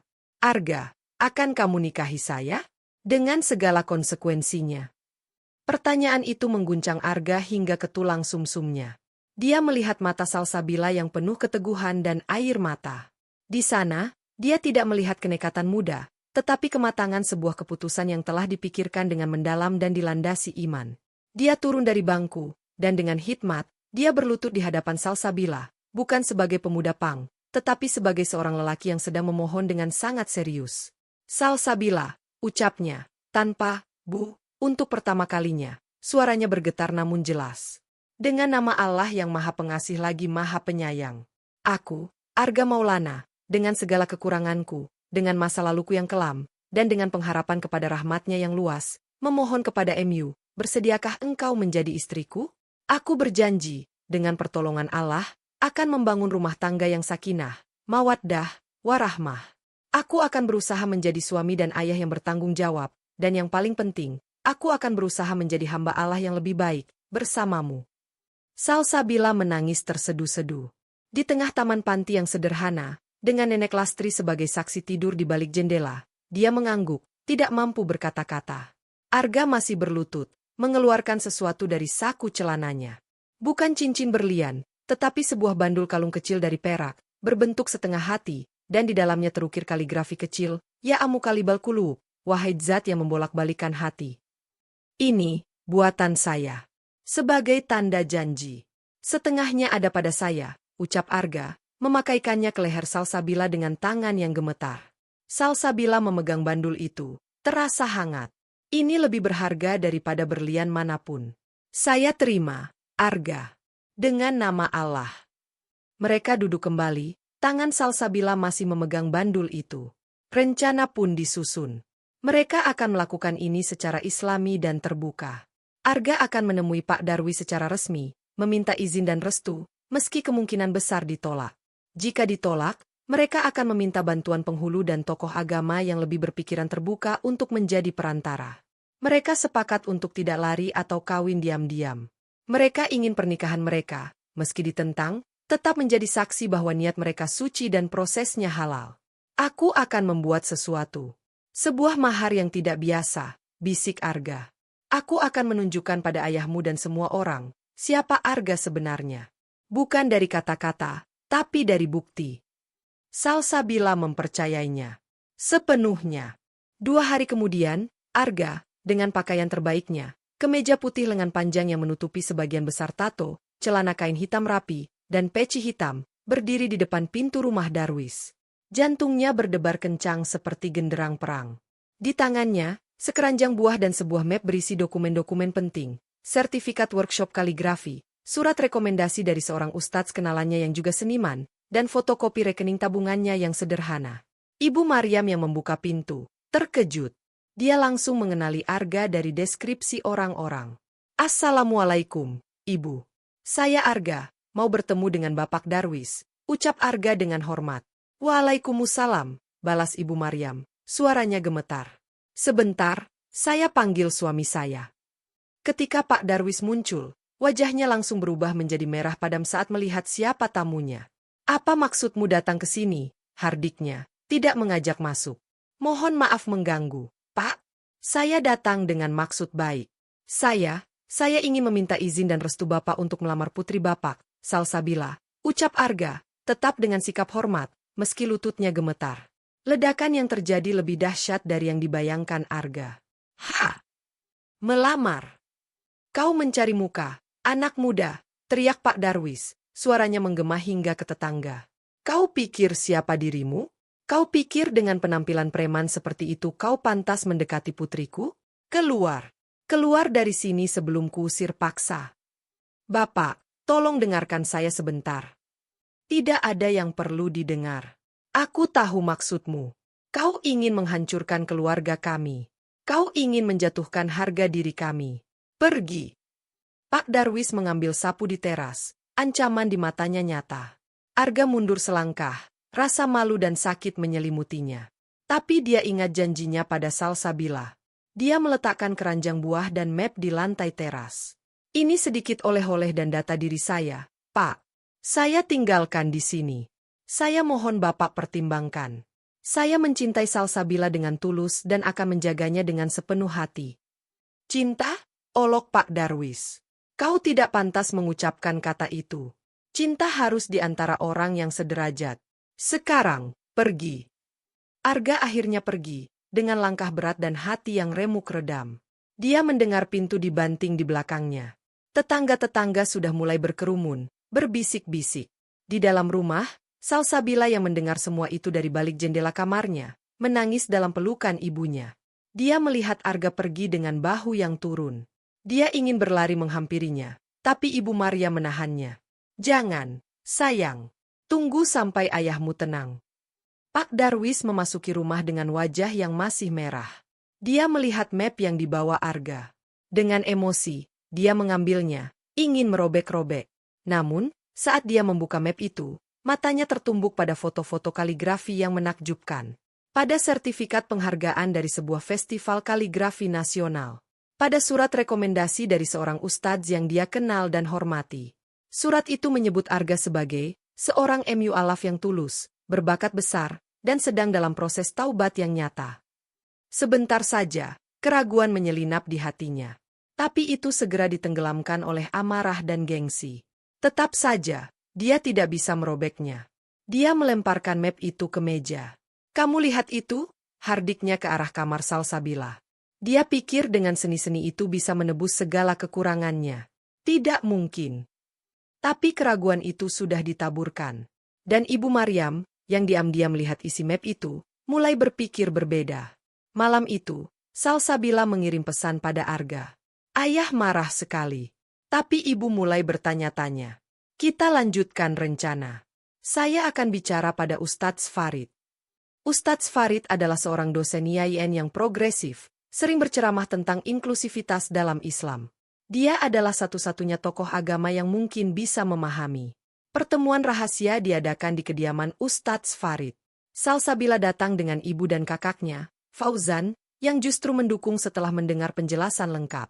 Arga datang dengan membawa lebih banyak bukti karyanya, termasuk sebuah kanvas kecil bertuliskan, Innalaha ma'as syabirin, sesungguhnya Allah bersama orang-orang yang sabar.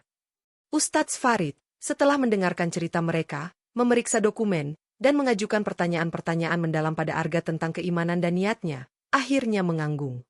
Ini tidak akan mudah. Tapi jika kalian yakin, dan prosesnya halal, saya akan membantu. Saya akan berbicara pada Pak Darwis, dan jika perlu, saya yang akan memimpin akad nikah kalian sebagai wali hakim, dengan syarat-syarat yang berlaku. Itu adalah secercah harapan. Namun, kabar tentang pertemuan itu dan niat pernikahan Salsabila Arga akhirnya bocor. Desa Sukamulya pun gempar. Lebih besar dari gempar sebelumnya.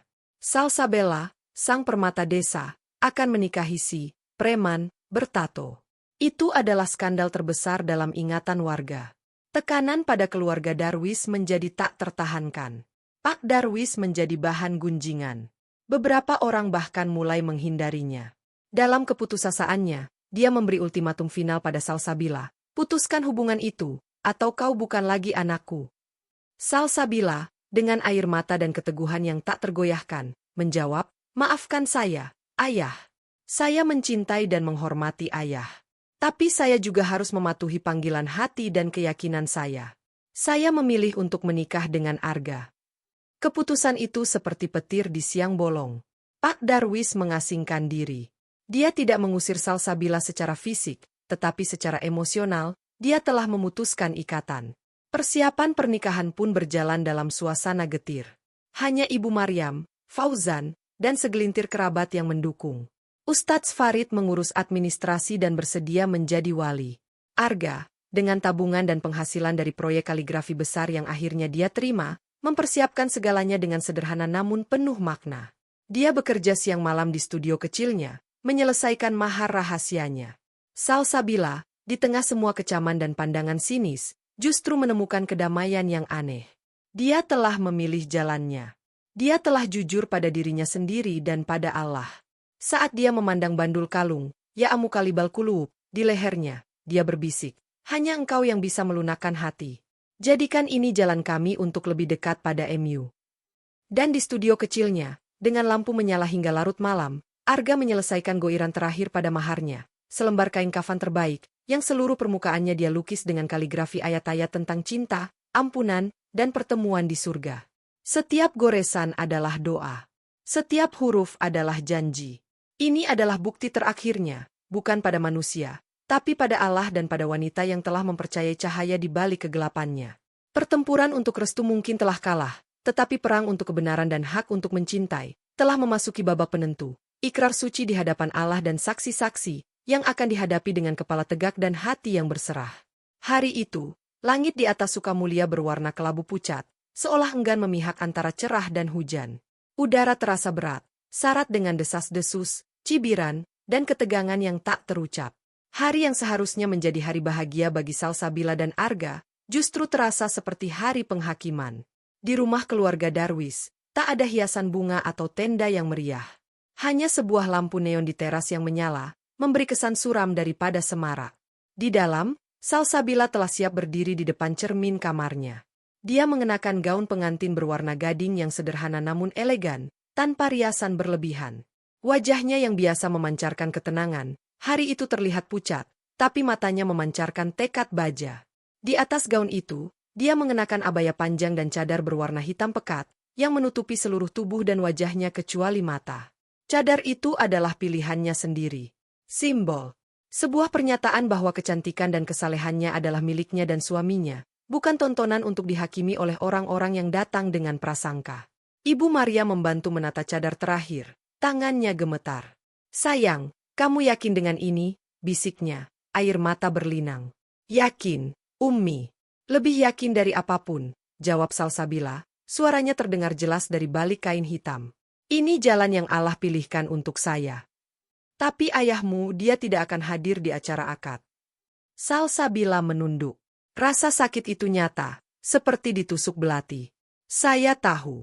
Tapi doa saya untuknya tidak akan pernah berhenti. Di ruang lain, Pak Darwis duduk di kursi malasnya, memandang kosong ke dinding. Dia mengenakan sarung dan koko putih, tapi tidak ada niat untuk berganti. Dia telah memutuskan untuk tidak menghadiri pernikahan putri satu-satunya. Keputusan itu menyiksanya, tapi harga diri dan rasa malu pada masyarakat lebih kuat dari segala-galanya. Dia mendengar langkah ringan Salsabila di luar. Hatinya ingin memeluk, memohon maaf, memberi restu. Tapi kakinya terasa tertambat, mulutnya terkunci. Darwis, Ibu Maria masuk, suaranya memohon. Dia akan pergi sekarang. Setidaknya ucapkan selamat jalan. Biarkan dia pergi.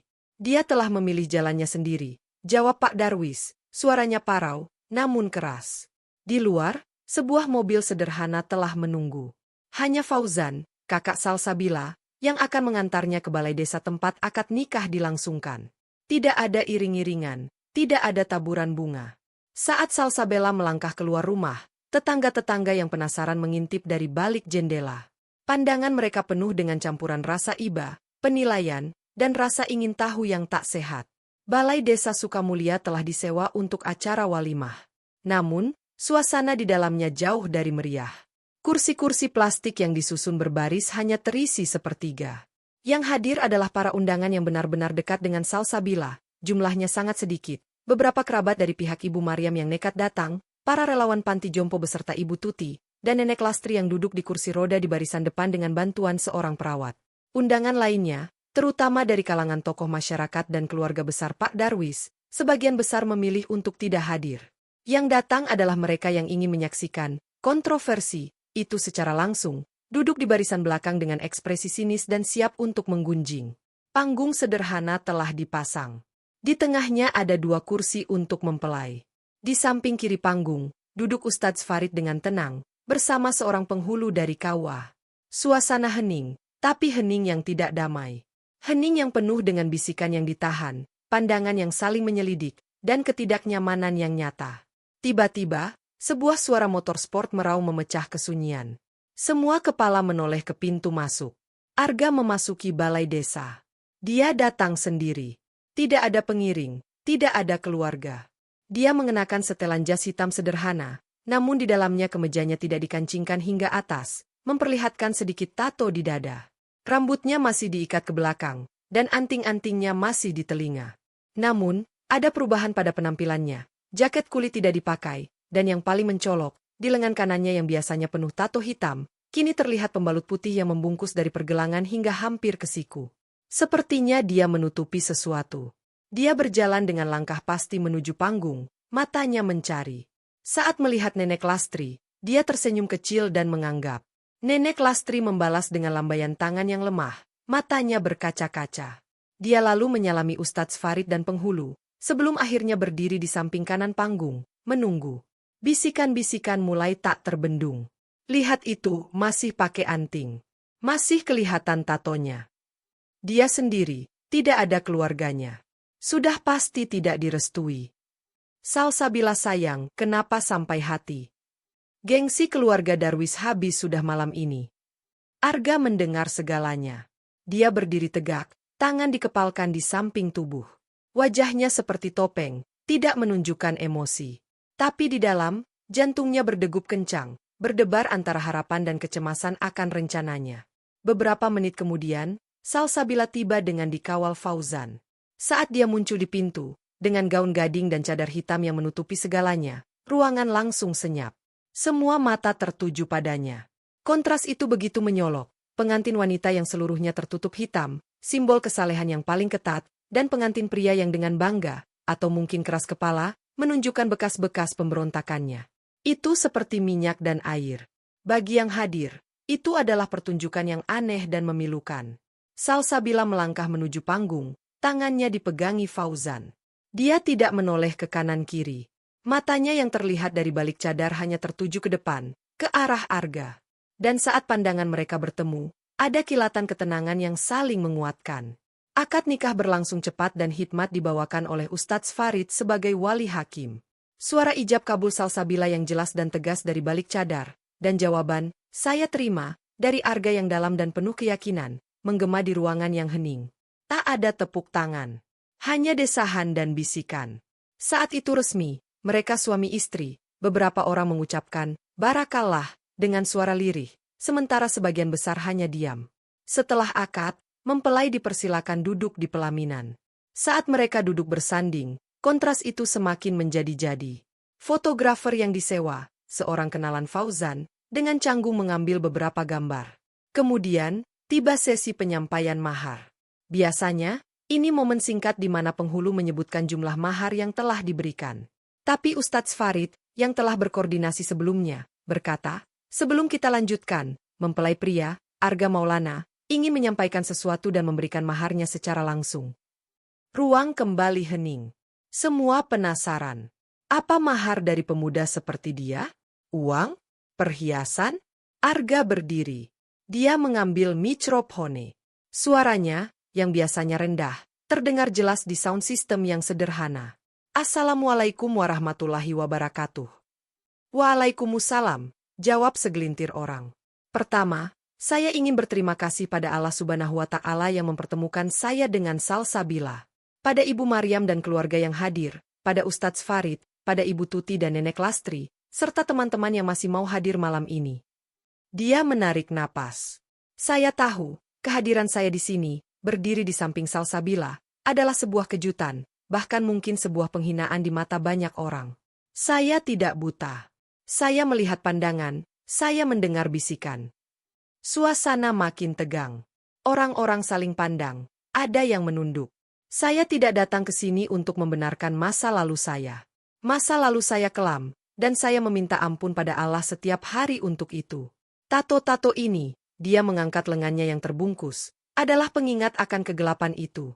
Tapi mereka juga menjadi pengingat akan rahmat Allah yang tak terbatas, yang mengubah hati yang keras menjadi lembut." Dia mulai membuka perban putih di lengannya secara perlahan. Orang-orang menyorotkan pandangan.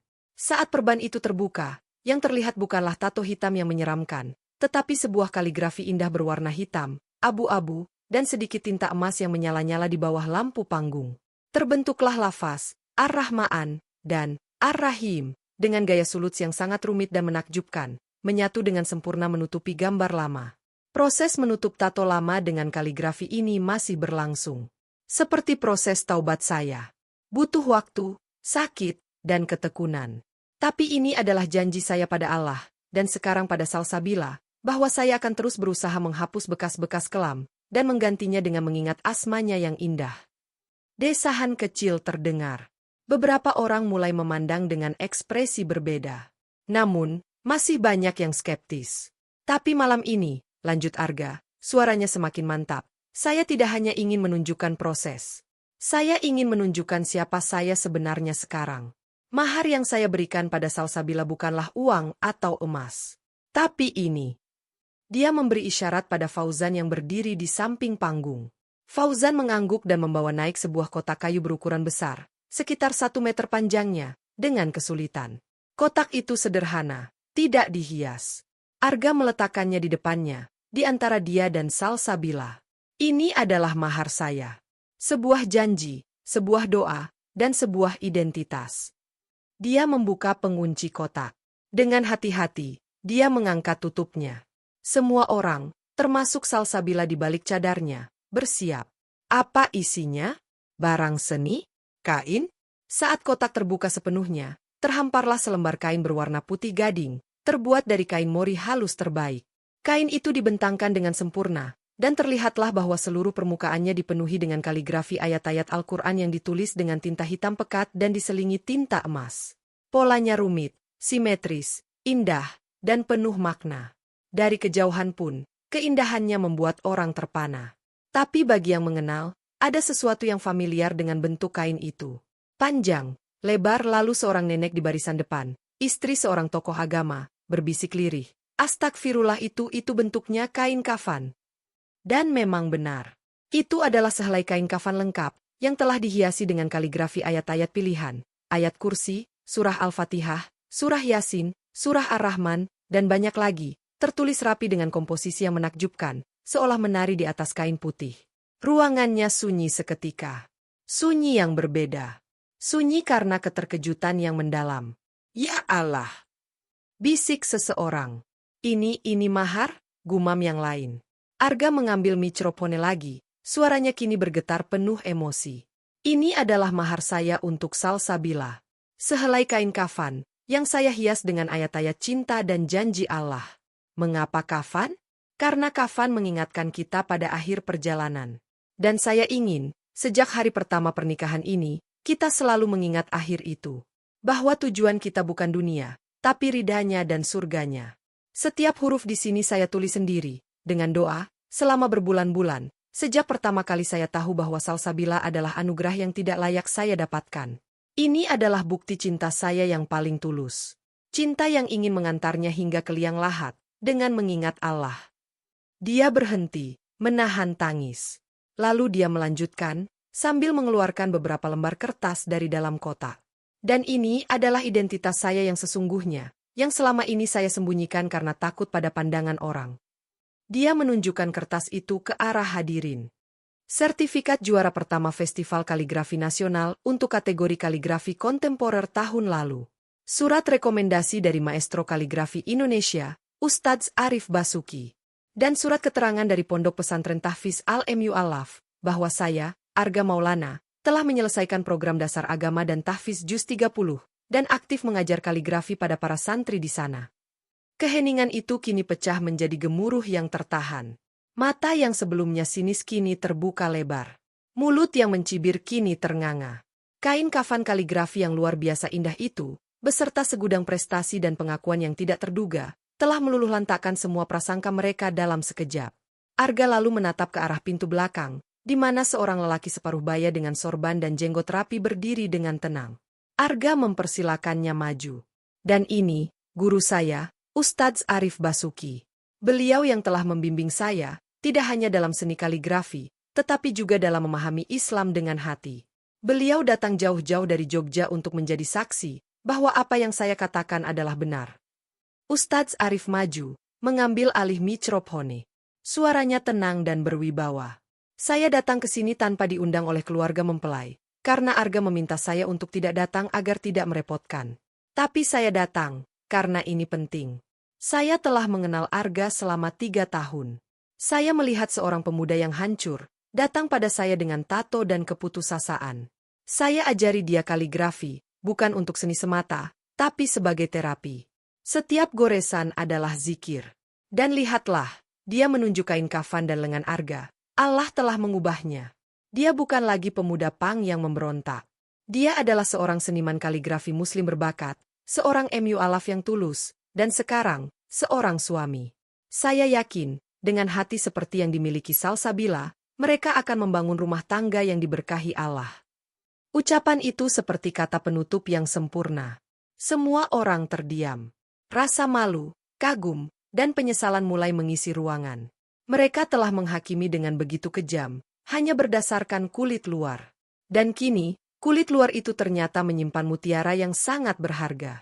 Salsabila, di balik cadarnya, menangis terharu. Tangannya yang berada di pangkuan menggenggam erat bandul kalung, ya amukalibal kulub. Doanya terjawab. Arga telah melakukannya. Dia telah membuka hati semua orang dengan cara yang paling anggun dan penuh makna. Dan di saat keheningan yang penuh penyesalan itu, dari sudut pintu belakang, muncul sebuah sosok. Berdiri tegak, dengan koko putih dan peci hitam. Wajahnya tampak berkerut oleh pergolakan batin yang hebat. Matanya merah. Itu adalah Pak Darwis. Dia telah datang. Diam-diam. Dan dia telah mendengar dan melihat segalanya. Semua mata kini tertuju padanya. Arga membeku. Salsabila, di balik cadarnya, berusaha menahan napas. Pak Darwis melangkah perlahan, menuju panggung. Langkahnya berat. Suasana begitu tegang, seolah udara bisa dipotong dengan pisau. Apa yang akan dia lakukan? Mengacaukan semuanya? Mencabik-cabik kain kafan itu? Dia sampai di depan panggung. Dia menatap Arga, lalu menatap Salsabila yang masih tertutup cadar. Lalu, pandangannya tertuju pada kain kafan kaligrafi yang terbentang indah. Dia melihatnya lama. Matanya berkeliling, membaca ayat-ayat yang tertulis dengan sempurna. Air mata mulai menggenang di sudut matanya. Dia melihat lengan Arga yang bertuliskan Ar-Rahman dan Ar-Rahim. Dia melihat sertifikat dan surat rekomendasi di tangan Arga. Lalu, dengan suara yang parau, lirih, namun terdengar oleh semua orang yang terdiam, Pak Darwis berkata, "Maafkan ayah." Dan dia menangis. Tangisan seorang laki-laki tua yang angkuh, yang baru saja sadar bahwa prasangkanya hampir menghancurkan kebahagiaan anaknya dan menolak seorang menantu yang ternyata lebih mulia di mata Allah daripada yang pernah dia bayangkan.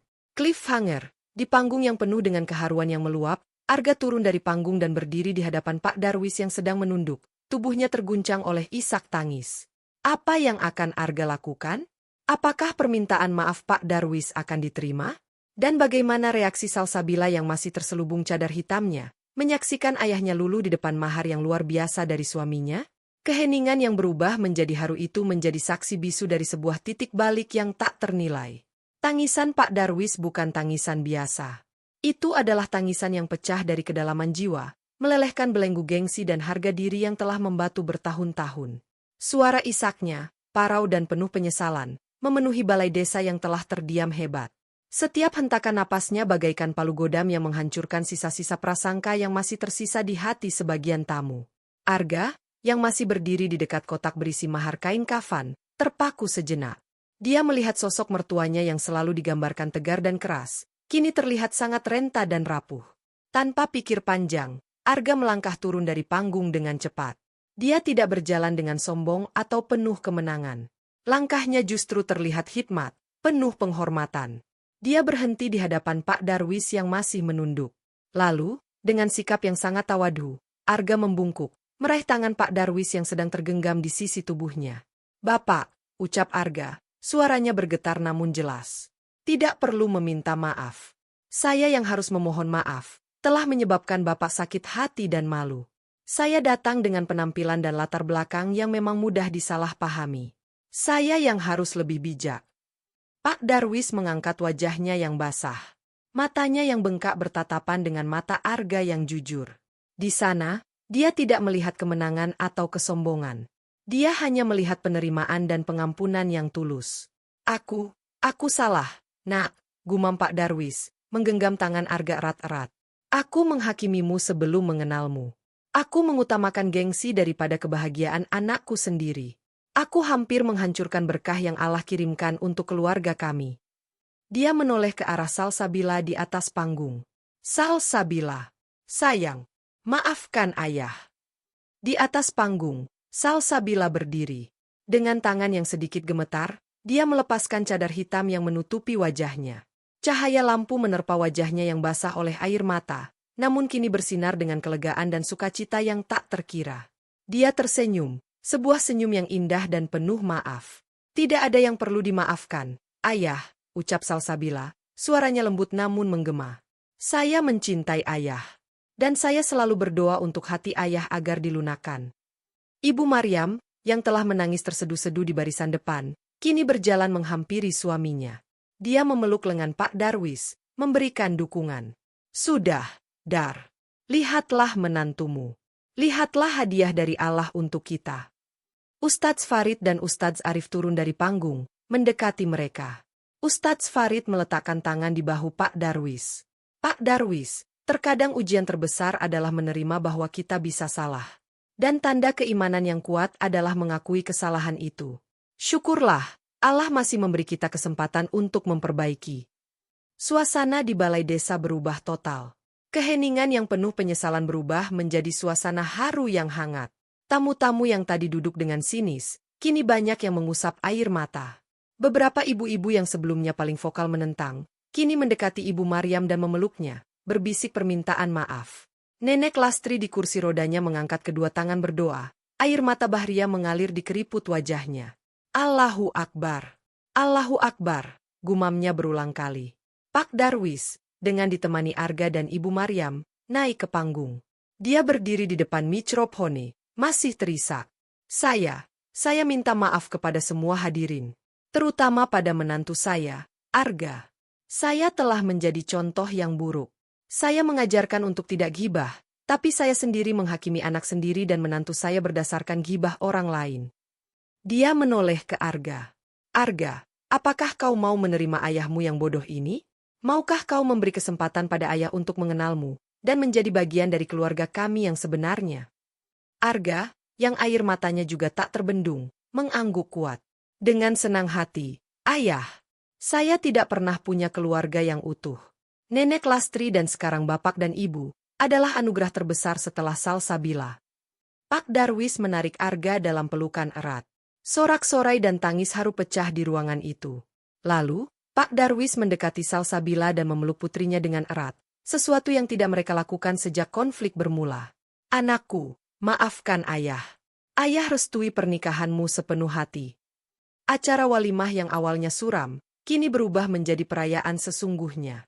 Ustadz Arif diminta untuk berceramah singkat tentang hikmah di balik peristiwa ini, tentang larangan berprasangka buruk, suudzon, tentang hakikat taubat, dan tentang keindahan seni kaligrafi sebagai media dakwah dan pengobatan hati. Kain kafan kaligrafi mahar Arga dipajangkan dengan hormat di sisi panggung, dan banyak tamu yang mendekat, mengamati dengan kagum setiap detil goresannya, sekaligus merenungi makna mendalam di balik pilihan mahar tersebut. Makanan dan minuman yang disediakan akhirnya dinikmati dengan penuh keceriaan. Suara tawa dan obrolan hangat menggantikan bisikan-bisikan jahat. Arga dan Salsabila, yang kini duduk berdampingan tanpa cadar, menerima ucapan selamat dan permintaan maaf dari tamu satu persatu. Wajah mereka bersinar, dihiasi senyuman bahagia yang tak terbendung. Keesokan harinya, kabar tentang keajaiban di balai desa menyebar ke seluruh Sukamulia dengan cepat. Namun kali ini, narasinya sama sekali berbeda. Bukan lagi skandal, tetapi kisah ajaib tentang taubat, seni kaligrafi yang memukau, dan luluhnya hati seorang ayah yang keras. Arga, yang semalam dilihat sebagai preman, pagi ini telah berubah menjadi seniman kaligrafi berbakat dan mu'alaf yang tulus. Pak Darwis, dengan rendah hati, menjadi penyebar kisah ini. Dia tidak malu mengakui kesalahannya di depan orang-orang yang pernah diajaknya bersikap sinis.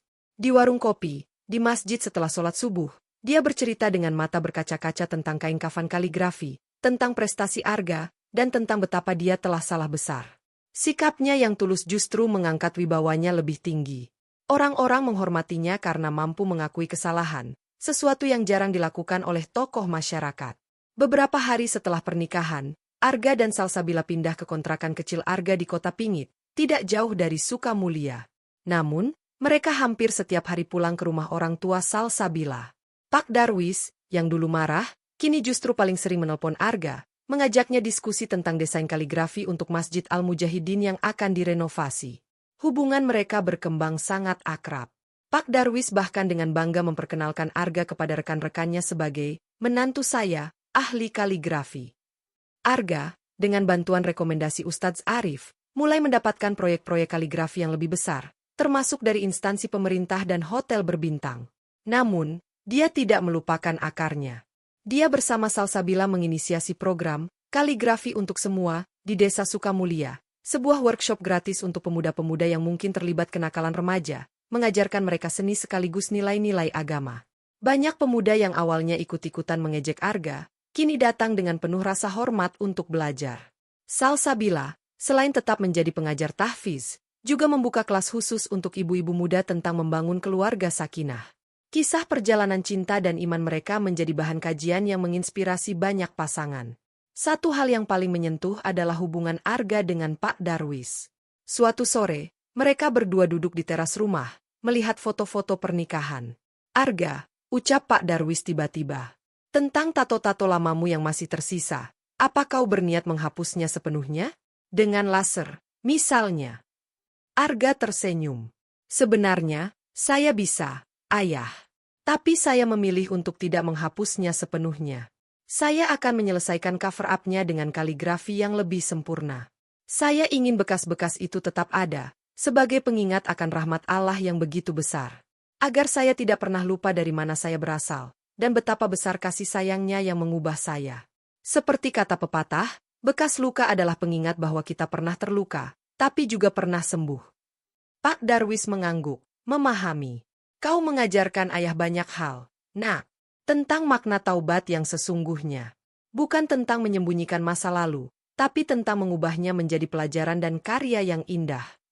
6 bulan kemudian, di Masjid Al-Mujahidin yang telah selesai direnovasi, terdapat sebuah mihrab baru yang menjadi pusat perhatian. Seluruh dinding mihrab itu dihiasi dengan kaligrafi besar bertuliskan ayat-ayat pilihan tentang cahaya, petunjuk, dan ampunan. Karya itu adalah sumbangan Arga, dan di sudutnya tertulis nama kecilnya dan Salsabila. Di bawahnya, sebuah plakat bertuliskan, disumbangkan oleh keluarga Darwis, sebagai tanda syukur atas cahaya hidayah yang menyatukan hati. Pada hari peresmian mihrab itu, seluruh warga Sukamulia hadir. Saat Arga dan Salsabila berjalan menuju masjid, tangan mereka terkatup erat, mereka disambut dengan senyuman dan salam hangat dari semua orang. Tidak ada lagi pandangan sinis. Yang ada adalah penghormatan dan kekaguman. Di depan masjid, Pak Darwis menyambut mereka. Dia memeluk Arga, lalu mencium kening Salsabila. Ayah bangga pada kalian berdua. Kalian telah mengajarkan seluruh desa ini tentang arti keimanan yang sejati. Khotbah Jumat hari itu disampaikan oleh Ustadz Farid. Tema khotbahnya adalah melihat dengan mata hati. Dia mengutip kisah Nabi Musa dan Khidir, tentang bagaimana sesuatu yang tampak buruk di mata bisa mengandung kebaikan yang besar di mata Allah. Dia tidak menyebut nama, tapi semua jamaah tahu bahwa dia sedang mengisahkan perjalanan Arga dan Salsabila. Usai sholat, banyak warga yang mendatangi Arga, bukan untuk memandangi tatonya, tetapi untuk meminta nasihat tentang anak mereka yang bandel, atau sekadar mengobrol tentang seni. Arga menerima mereka dengan lapang dada, tanpa sedikit pun dendam. Malam harinya, di rumah kontrakan mereka yang sederhana namun penuh dengan karya seni dan buku-buku agama, Salsabila menemukan Arga sedang merenung di depan karya pertamanya yang dibeli orang, kaligrafi surah Ar-Rahman. Apa yang sedang dipikirkan? Tanya Salsabila, memeluknya dari belakang. Aku sedang bersyukur, jawab Arga, mencium tangan istrinya. Bersyukur untuk semua luka di masa lalu, karena dari sanalah aku menemukan jalanku menuju cahaya, dan akhirnya, menujumu. Dan aku bersyukur, balas Salsabila, karena Allah memberiku kekuatan untuk melihat cahaya itu, bahkan ketika ia masih tersembunyi di balik tirai yang paling gelap. Mereka duduk bersama, membaca surah Ar-Rahman berdua. Suara mereka berpadu, merdu dan harmonis. Di luar, bulan purnama bersinar terang, menyinari desa Sukamulia yang damai.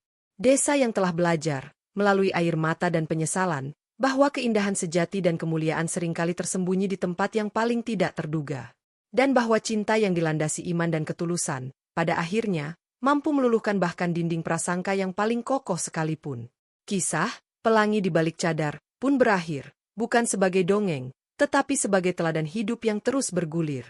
Sebuah bukti bahwa dalam skrip Allah, setiap pertemuan, setiap pencobaan, dan setiap penyesalan, memiliki tujuan yang indah, jika manusia mau membuka hati dan melihat dengan mata yang diberi cahaya olehnya.